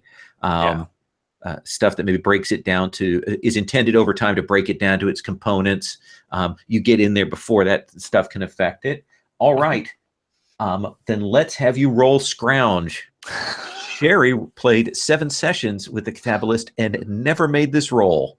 Oh, really? Okay. So when you first go somewhere new and search for useful tech you can use to convert into cybernetics, tell the MC what you're looking for. If tech like that could be around, roll Omni plus tool. What are you looking for? What kind of cyber do you want? Let's see, I've got something visual. So I could use just about anything, couldn't I? Yeah. So what are we facing that could be useful? It's a whole new world. I want like an area weapon. Ooh. Like something that would I'm worried about these machines, so maybe I want like an EMP or something that will disrupt the veil in a small localized area. Okay, so you're looking for something that might be able to rig up as an EMP projector. All right, I think that's possible. We've kind of described it in the fiction there. Roll. What are you rolling with? Let's see. So what and everybody knows this, but make sure to mark your roll when you roll. I'm thinking powerful because I'm thinking this is sort of he's used to doing this. You can't stop me. He's got it down to a system, yeah. Oh yeah. Like he might even use the particle scalpel to then etch into the dumpster, some sort of avatar that represents him. Yeah, so powerful. So I just hit the button, right? I haven't done this for a while. Okay. Wow, got an 11. Well, holy cow! Right out of the gate, yeah, you got some sweet stuff there. You pull it out, you're going to get +1 forward. You've got this. It looks like, in fact, back here in the dumpster, they were dumping off some higher end stuff, and so you can get that in hand. I'm picturing him actually bending over all the way in to grab the stuff. It's oh, this is nice. This is really nice. And so where do you go to do your repairs? I've got to have some back shop somewhere because people have to know where to find me also, unless it's a moving shop. Maybe it's a moving shop. Maybe I have a van. Okay. Or what the equivalent of what it is. We haven't talked about vehicles, right? So what are the vehicles that we use in this place to get around? You tell me. I love the idea that there are sort of shops on hovers or shops on wheels that move around, essentially like noodle stands or whatever that are food truck mobile things, but you've got a place. Do you remember the Fifth Element, the truck that came up to his apartment? So maybe it's like that sort of thing. All right. So you go back out to your place there, and you can see that somebody has what looks like a scanning tool. They're standing away, and they seem to be running a scanner over your vehicle. Do I recognize what agency they're from or what they're involved in? No, this is clearly a 3D scanner. They're like doing a full scan of your thing to try and pick up stuff, but the person's dressed in that. If you wanted to be sort of plain clothes, you'd get this generic off the thing avatar, with just a suit, looks like a dude, boxy face, okay, low res. That's what they look like. So low res, boxy face. So it's a person? Yeah. Or I don't know. Okay. Person, and they're doing that scanner. Okay, and they're scanning my vehicle. So I think I'm going to go up and stand between the scanner and my vehicle. Okay, so you go to move up into the way, and as soon as they catch sight of you, they book. They take off.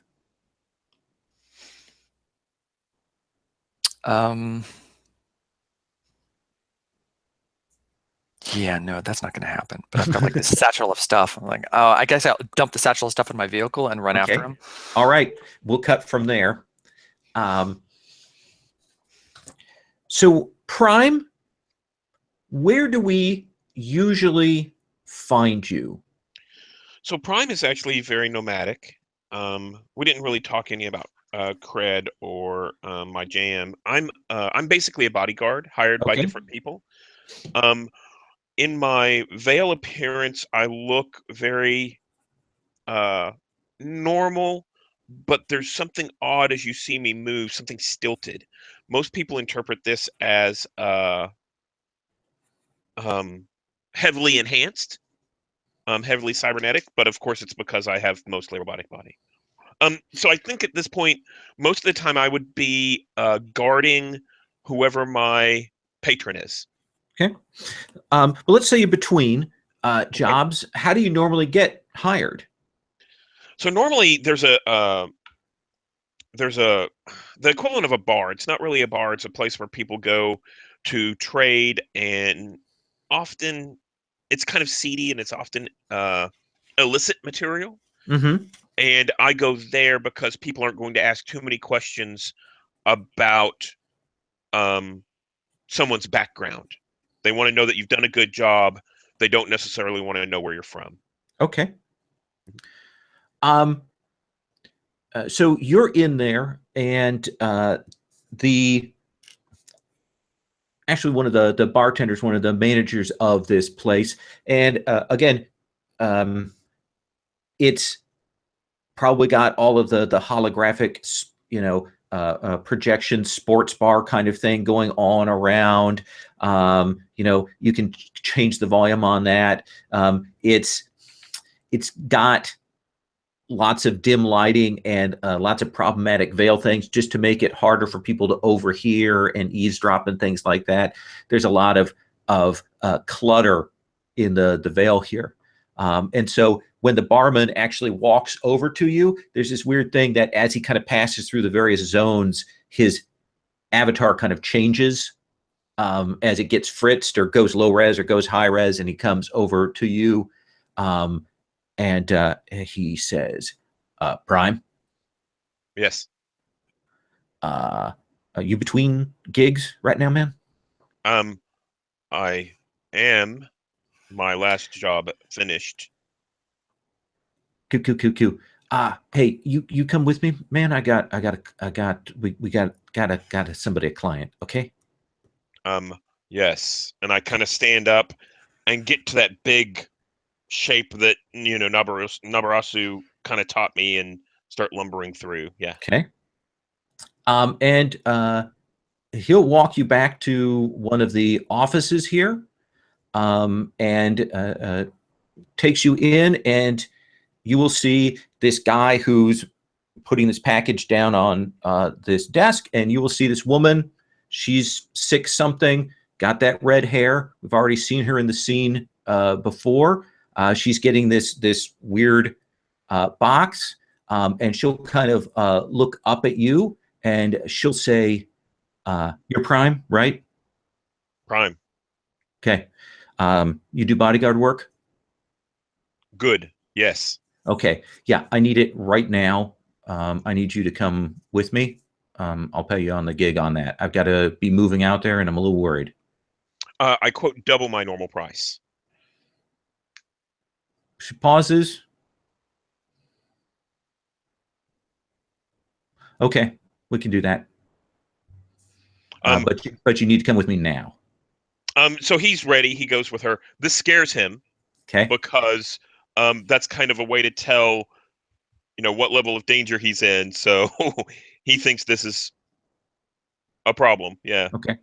And again, you're seeing this for the first time as she moves along.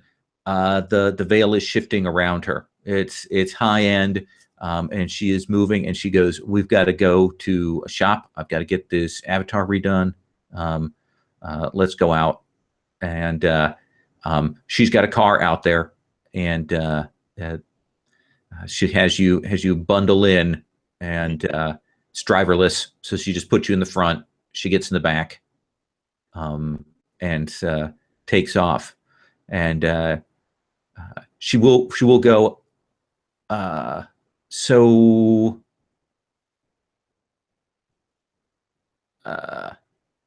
what are you precisely? I am a bodyguard. I also have a beginning of session move. Ooh, let's do that then. Thank you. Yeah. Ooh, beginning of So, session moves. the way this is, and this might be a good point because it's asking questions. Sure. The beginning of each session, you're going to roll 2d6 without a state. If you get a hit, if I get a hit, the MC will ask me a question and answer it. If it's a miss, I ask the question and the MC answers it. So Okay. that's a miss. So I rolled a 4. So I ask a question and you answer it. Okay. Ooh. Was I discarded or unwanted?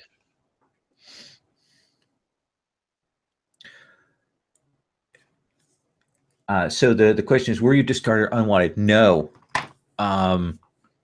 You were, in fact, removed from the possession of people who still want you. You talked about the rebels having worked you and helped you get that sort of consciousness and free. Wow. You are kind of starting to realize that maybe they took you from someone, that you still were considered a possession. I mean, because inventory control is big, and there's somebody out there, some adventurer accountant who is looking for the barcode to complete their set. And does that seem reasonable? Oh yeah. So it sounds like I was stolen by the rebels, and my original owners still want me back. Yes. Yeah, that sounds great. Okay. So she asked what exactly I am, and I said I'm a bodyguard. I am good at what I do, and you're not paying me enough to know more than other than I do a good job. Fair enough. She sits back and does some stuff with the veil as the car speeds along until it reaches the salon. And you are familiar with JB Salon, right? Yes. Okay. So as you pull up, you'll realize that's what it is. And we'll cut from that. Let's come back to you, Nobuyasu. Nobuyasu, how do you go about hunting? Well, do I know which bar she frequents from looking at? From information that the man gave me, and maybe going to her house and snooping around. So you know the bar is the Marooned. That's what it's called in Edge 14 Edge. Do you want to try and track down her home then? I'll go to the Maroon first. Okay. Because yeah. All right. So we cut to the Marooned. It's the bar. It's seedy. My beginning of session move. Let's do that now. I forgot. We're gonna forget. I got a 10, so I got 2 humanity. 2 humanity. Okay. A bar, seedy. It's got that sort of weird shimmer of the different zones in here. There are people sitting around. You get definitely some looks. You can't see any of that sort of holographic or veil stuff. So all you see is where there are some different hard light projections and things like that. You can kind of make out the edge of that. But otherwise, this place is all plastic that's gotten discolored and burnt. It all looks like Bakelite kind of plastic on everything here. The bar, the floor. There are Roombas, running patterns around on the floor, cleaning up peanut shells and stuff. They're invisible to anybody in here, and they've got sort of high-end collision detection, so they are straightening things up. And everybody in here look like a freaking mess. All right. All right. So, do I have any appearance on or information on appearance for Kata? Is either real or veiled? Well, let's have you roll lift the veil, because you would have had to kind of look into that.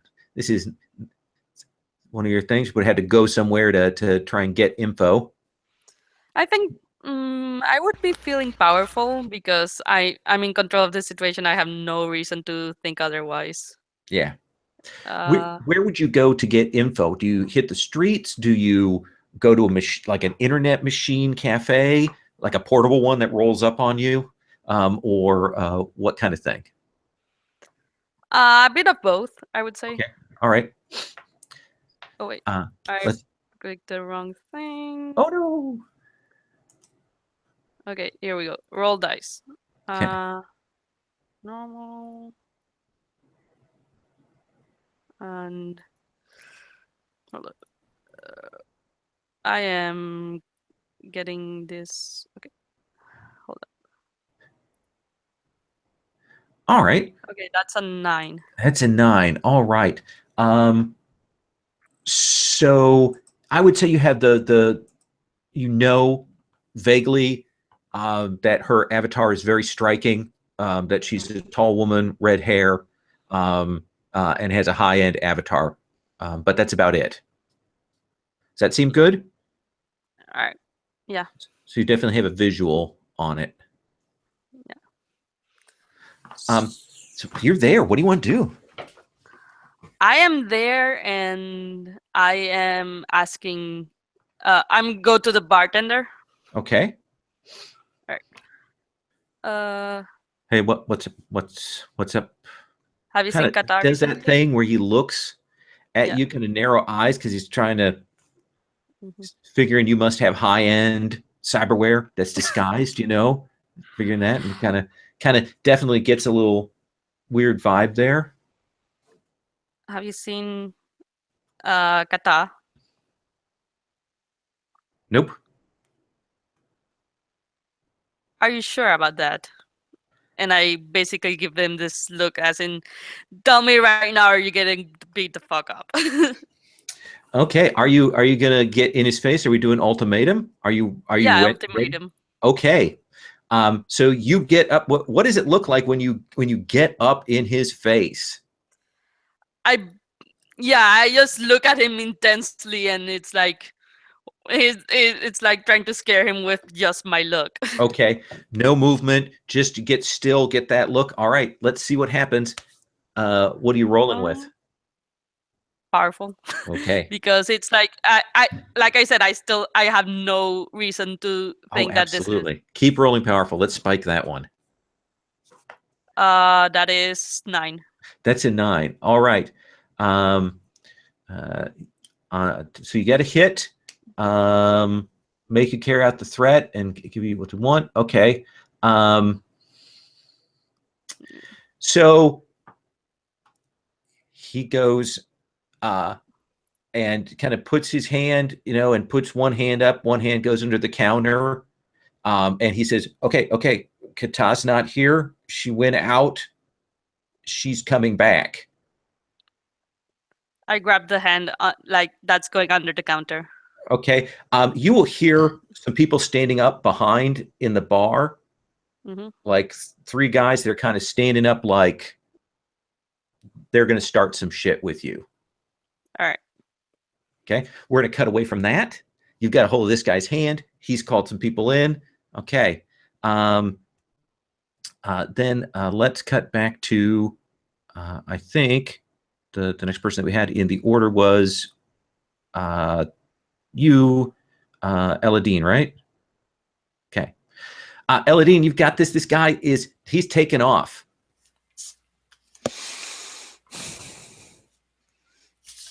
How close do I have to get to Jam? Closest means I have to be within a couple feet, right? So I assume it seems like a reasonable fiction, you can be on his tail and jamming him without a roll. Does that seem cool? I'm happy with that. Okay. So yeah.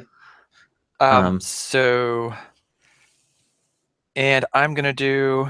I'm gonna be trying to. So I'm not having any luck catching up with him. So I guess I'm trying to figure out what can I do to slow him down. And based on the fact that there's obviously something Valish about him, I'm trying to figure out more about him. Okay. Who he is. Can I find him if he gets away from me? Can I trace him? What can I do like that? Yeah. You're pretty strong. You think he's booking, but he kind of clearly doesn't know the area. you might be able to get a hold of him, get kind of a mix up on him, or you could just try and tail him. You think you have no problem. He's clearly going to maybe try and duck in someplace, and you can try and get past him that way. Sure. Yeah. I mean, yeah, my goal is to try and figure out more about him more than actually catch him. So. Okay. So this might be like me scanning him with my visor and trying to get his body motion, watching him move his avatars, and trying to link it back to who he is or who he works for. Okay. That seems like lift the veil. Okay. And let's see if that works with which one. I'm going to the moves pretty heavy just so we have a chance to play around with those. Okay. Lift the veil, and I think I'm mad now, actually. Okay.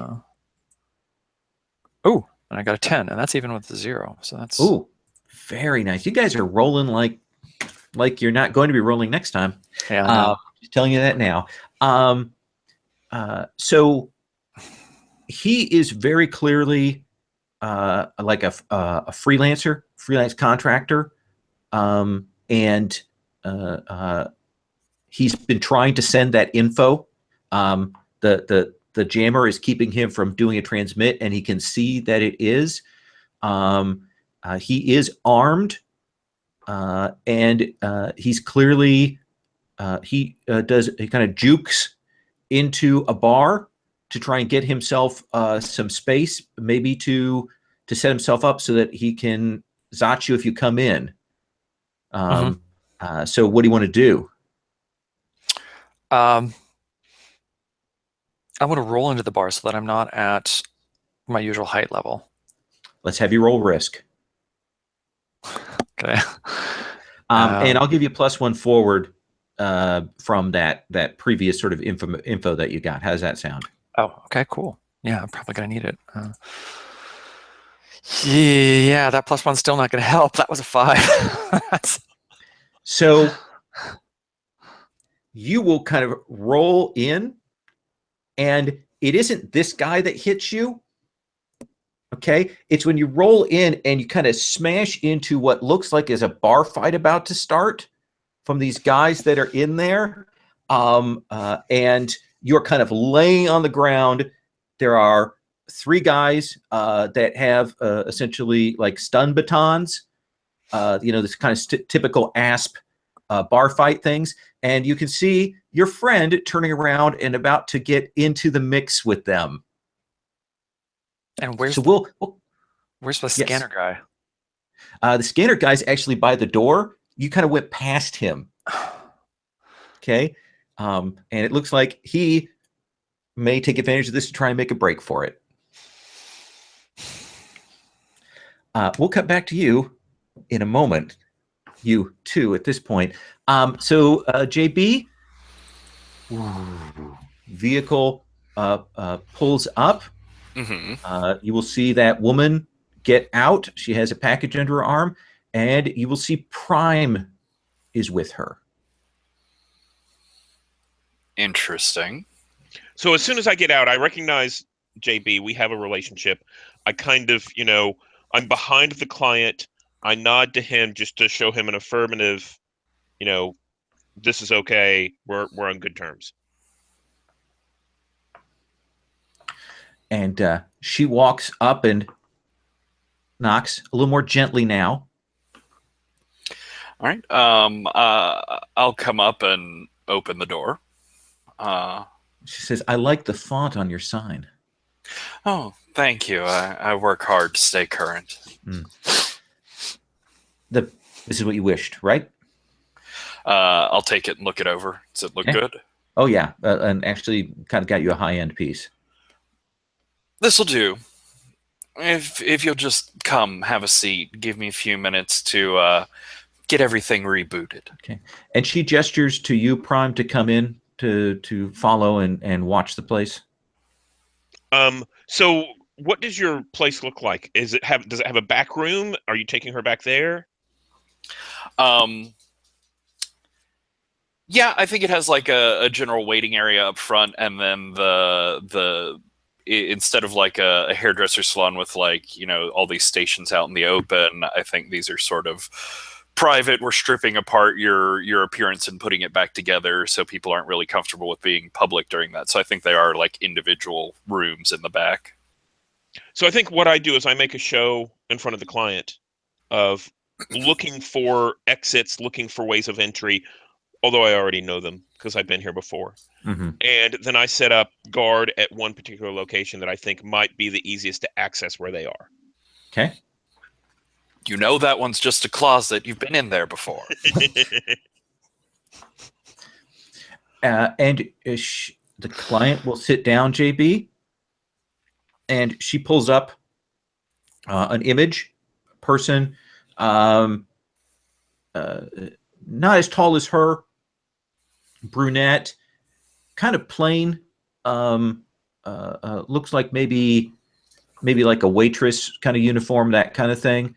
And she says, this is what I want, to that spec. All right, that's we can make that happen, certainly. And I pull down. Yep. Leave the eyes. I don't blame you. But yeah, I pull down this piece of machinery. Basically, part of the ceiling detaches, comes down. It's this computer core sort of setup with all these blinking, angry-looking lights. I contemptuously pull out this box system that's like fried and burnt out, and just sort of toss it in the trash can. That's good stuff. Somebody could scavenge that. It's trash. Who would want that? And I slot the new one in, and start making connections. It starts to spread out this more steady blue light through the system. But while I'm doing that, I want to get a nice close look at this veil that she has. Okay. I managed to see like the artist's hand in it, but she's scared and worried about something, and I don't know if there's something like weird and hinky going on with how this veil is interacting with her, or someone's tracking her, or what's going on here. Okay. This sounds like you're more reading the sort of the for the physicality rather than reading her. Mm-hmm. So maybe we want to do analyze. Okay. Does that sound good? Yeah.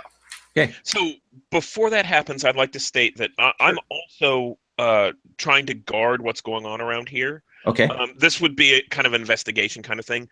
The only reason I state it now is because helping might come into play here. Okay. Yeah. Okay. So what's your mood?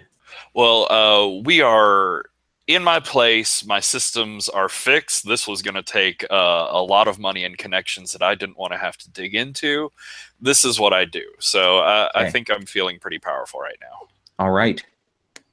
And I just have to find the right tabs. There we go. Oof, 7 though. So that's a 7. So you get to ask 2 of those questions off the analyze. Okay. What, if anything, appears out of place about this? I keep calling it a veil, but her appearance, whatever this mask is. She's got a viral load tucked away in the veil programming. Like it's a nasty set of black code that's buried in there. That you're high end enough to look at it and not essentially activate it. It doesn't look necessarily like it's a defense. You're not sure if it's stored or it's intended to be a weapon or what. So I think as I see that, I sort of like abandon a bit of the pretense of fixing wires here that are all already connected, and I just slowly wander up to her, staring, I think, at a point on her left shoulder. Just say, that is a nasty piece of work. She looks at you and she goes, "What are you talking about?" I assumed there were reasons you wanted to get rid of this. I assumed that piece of code was... She continues to look confused, and I bring up sort of a screen in the air, an overlay of like the code of her body or her appearance here.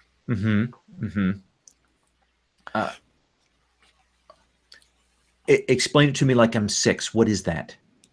That glowing black piece is virus, something that has not activated yet, but wants to do something. I assume you don't have any... Well, I don't know if we're close enough friends for you to tell me about any secret protections you might have, but you seem surprised. No. Can you get that out of there? That's part of the service. It's part of the service. Good. Worry. Then do that. Fine. Do that now. And I'm actually going to cut away from you to where Prime is.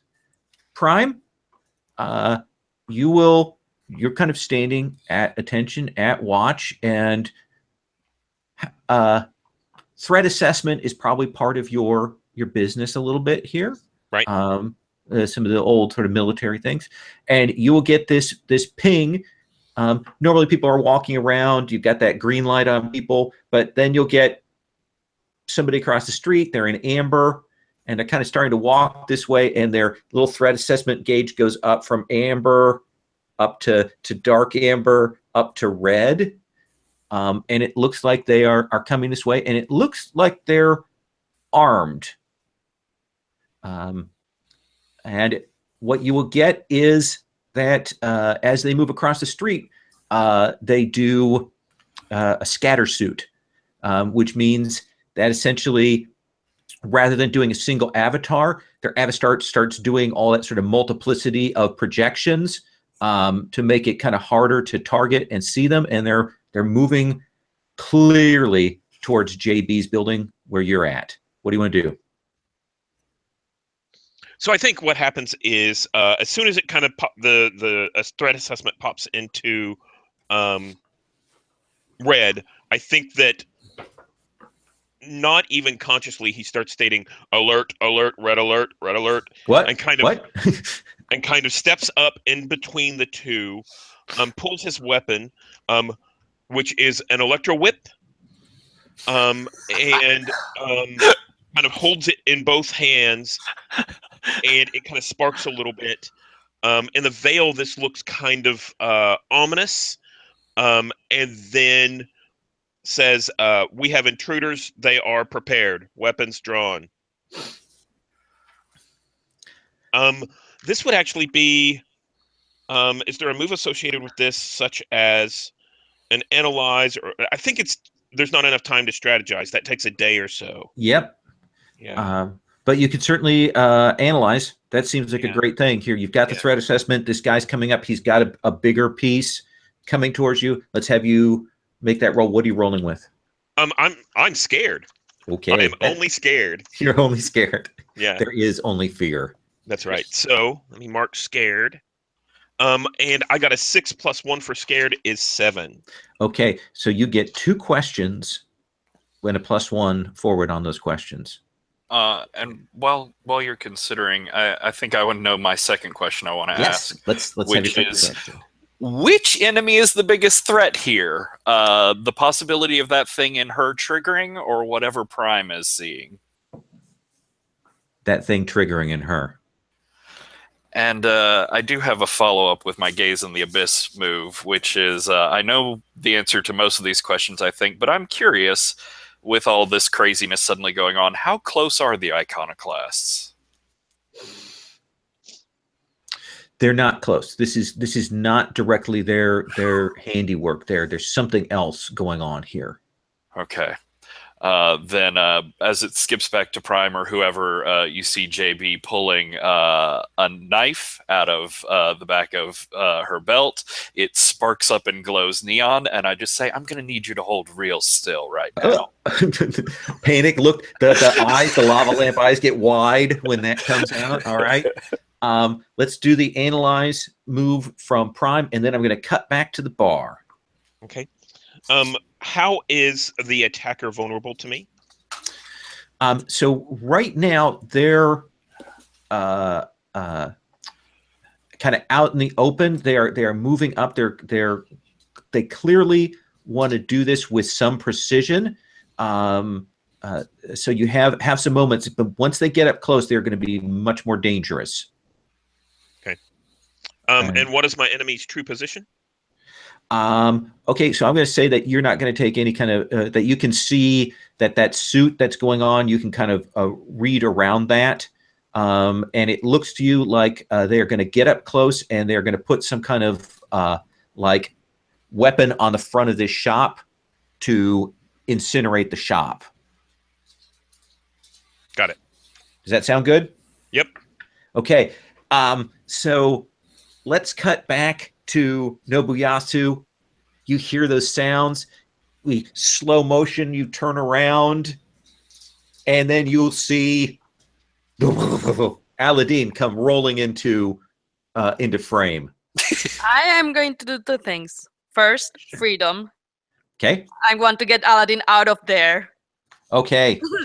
So if I do, I get 2 humanity. If I don't, I get 1. Okay. So is that a rolled move or is that? No, it's just I declared 3 people I want Okay. to save when All you right, lead so- people out of danger. Which Okay. is basically I am going to go grab Aladdin and get the fuck out of there. Okay. That sounds like a risk to me. Grabbing and booking for it. Let's have you roll. I am kind of mad right now Oh yeah. because what the fuck? 5. All right. So you go to grab him, and when you do that, 2 of these guys come up on you, and they're gonna hit you for a harm each. So that's going to be a 2 harm on you that you're going to take. The good news is you get to mark XP. Question, is my art in play? What do you think? I think since I did see that, since I was starting to get into a fight, and but then Aladdin showed up rolling around. I think I would be into into my defensive position. So Okay. So what does that look like when you are able to kind of deflect those strikes? Because they do get on you, but you can push it away. What does that look like? are the batons like stun in the veil or in real? So you see them, they look like simple metal, extendable batons, and they've got that a tip that like 3 inches at the top are electrified. Okay. I guess I deflect them one while I with like my arm trying to hit the baton part, not the obviously electrified part. And then with my other hand I'll grab Aladdin. Okay, so you got a hold of him and you've deflected these, but the 2 are on you. The third one is clearly seeing now there are 2 people, and he's switching out to a different weapon right now. So Aladdin, what are you doing? You grab. You feel him grab onto you. So is the other guy already out the door? He looks like he is going to book for it right now. He is thanking his lucky stars. This is the best thing that's happened to him all day. Oh man, if only I could. Oh, there is like a move to divert, isn't there? Yeah, there is. Okay, so then Aladdin, he's going to point at the guy and say, "He started all this. He's been doing. He attacked me. What's going on in here? I thought this was a good establishment. I don't understand what's going on. So he's getting away." All right. You're doing that shouting. What is your mood? I am still really mad. Oh, I bet. This guy. How did that go? So that is a 7. That's a 7. Okay. So you get to pick 2. Divert. Oh. So my actions create an opportunity for you or someone else. Well, so what I'm trying to do is convince the people attacking Nobuyosho to attack him instead, or at least one of them to go after him. I will say I'm that, not sure which one that would be. That it seems to me like you can get their attention so that they turn their attention to this guy. Because suddenly there's another possible threat, which will give Nobuyasu a big opening. Does that seem reasonable? Okay, sure. And I guess that's they become confused or flustered. That might be the thing. Well, and then you could say, happens. You can say, I'm going to confuse that guy at the door. Okay. Yes, or both of them, if that's the case, or whatever it is. I'm confusing them so that they kind of leave themselves open. The guy at the door is like, oh shit, and he's fumbling for stuff, and he is starting to get. Part of it is that the veil in here is so weird and off, and so his perspective is off, and so he kind of hits that doorway as he's trying to get out of here. All right. So we'll cut back to you guys in just 1 second. My onomastic friend, JB, hey, you want to try and cut this out of? So yeah, one of my pieces of gear is a jamming blade. It's harm hand and it has jamming. So basically, as I hold her back against this chair to the best of my ability, I want to stab it straight in the center of that code, which will activate it, I'm assuming, but will also cut off any of its ability to talk to anything outside of itself.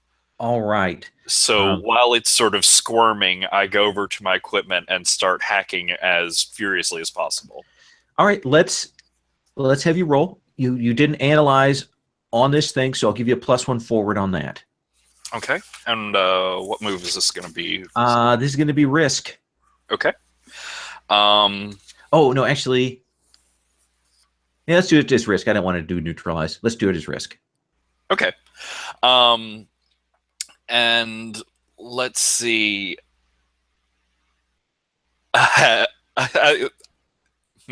We're not powerful anymore, but we're not quite too scared because the iconoclasts aren't involved in this. So I think we're gonna scoot back over into mad as I sort of, without turning around, yell over my shoulder, Prime, do you think maybe you could keep it just a little bit fucking quiet out there? I'm very busy and this is delicate work.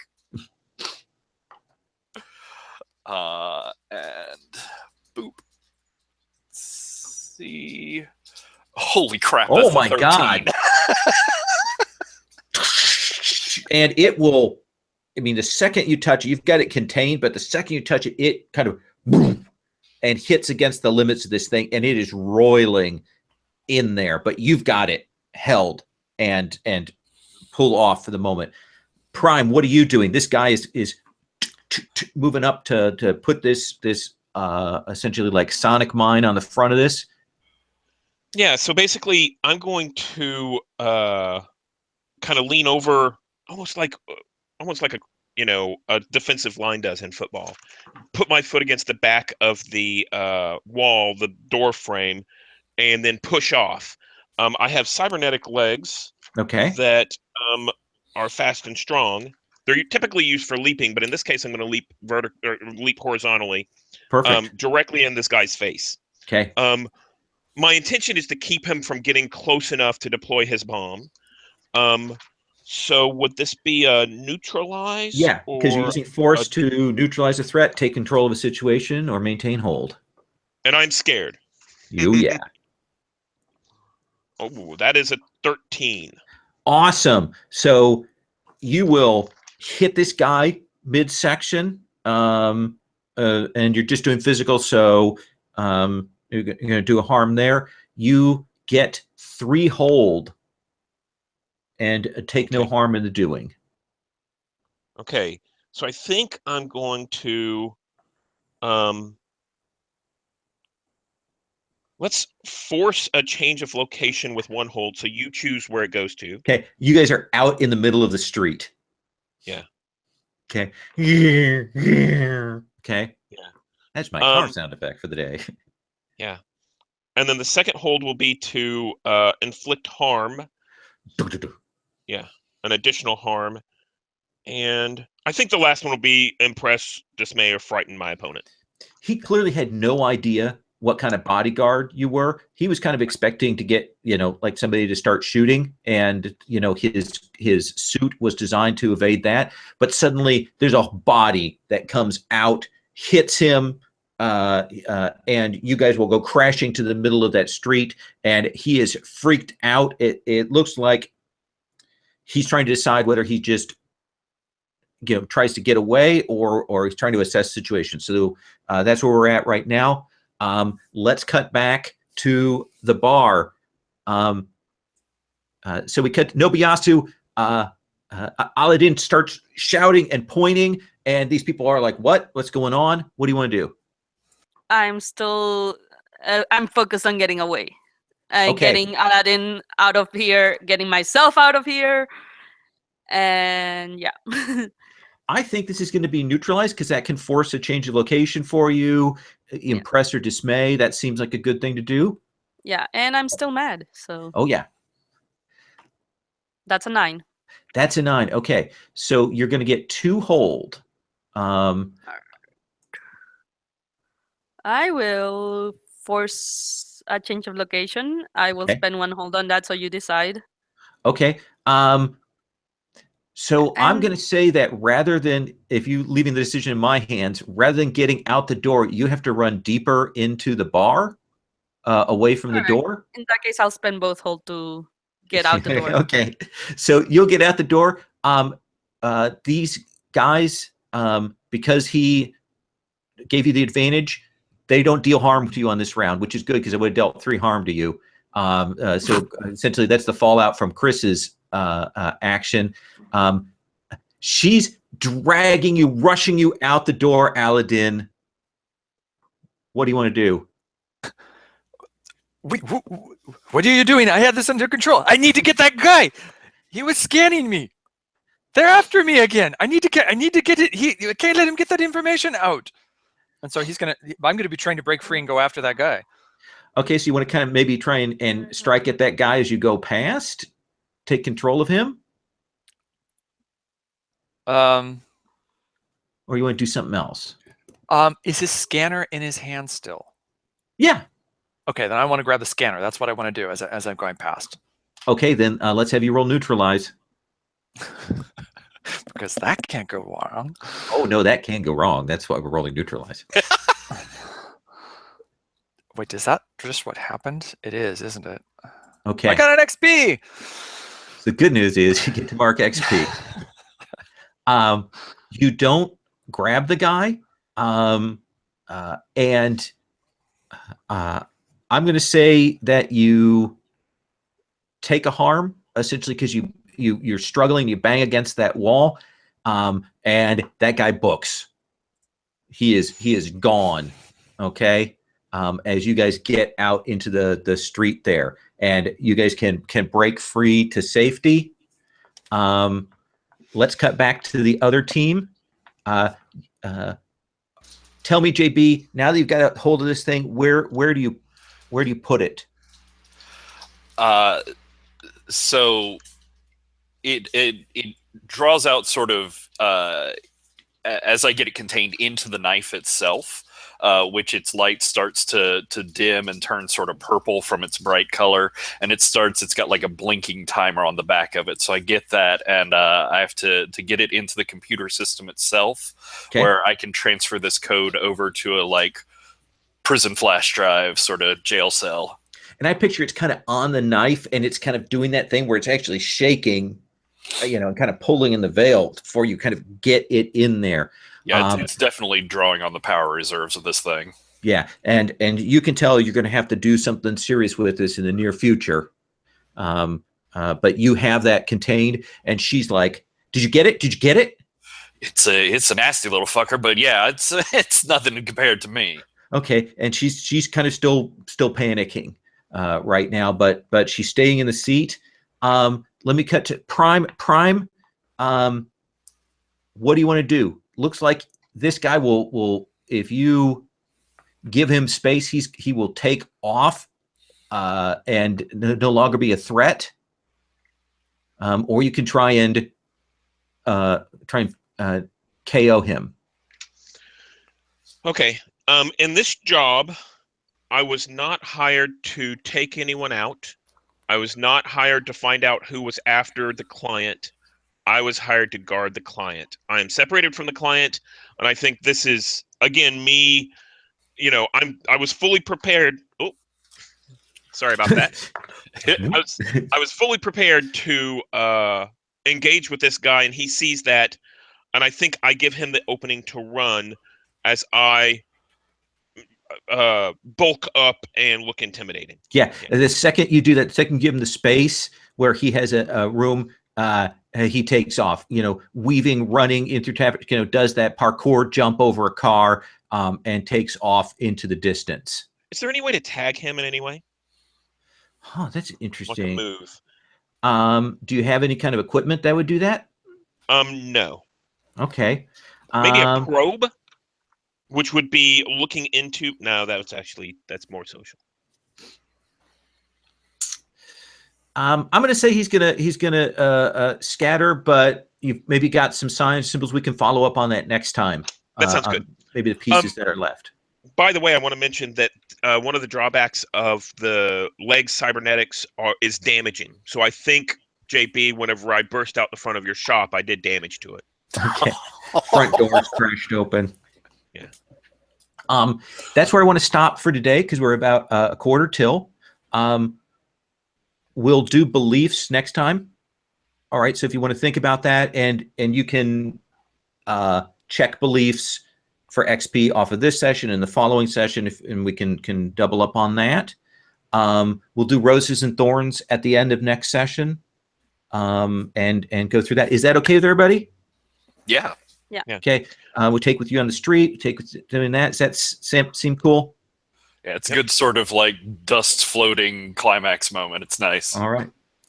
Okay. I have a couple of beliefs I'd like to run past everyone to see Sure. if they fit, because that would let me work on them a little bit better, in between. One is I believe the veil and the people are one. Ooh, interesting. Okay, so does that fit what a belief is supposed to be? Yeah. Yeah, that really comes at a nice angle to things that we've set out about the settings. That's really cool. And another one is I believe everyone has lost a part of themselves. Oh my God, that's cool. Okay. I wanted to make sure that fit in with the beliefs. That's great. I love both of those. So what was the first one again? I believe that the veil and the people are one. Oh. Get ready to get challenged by Nobuyasu. Yes. That's gonna be great. I have to admit, I really like Nobuyasu because basically we have this image of this whole cyberpunk thing, and then we have a character that lets us see past all of that, and this is the trash of the world that's left. Yes. Yeah, I really like that. This is very cool. I'm really looking forward to seeing where we go with this next time. All right, I'm going to stop the broadcast now. Okay.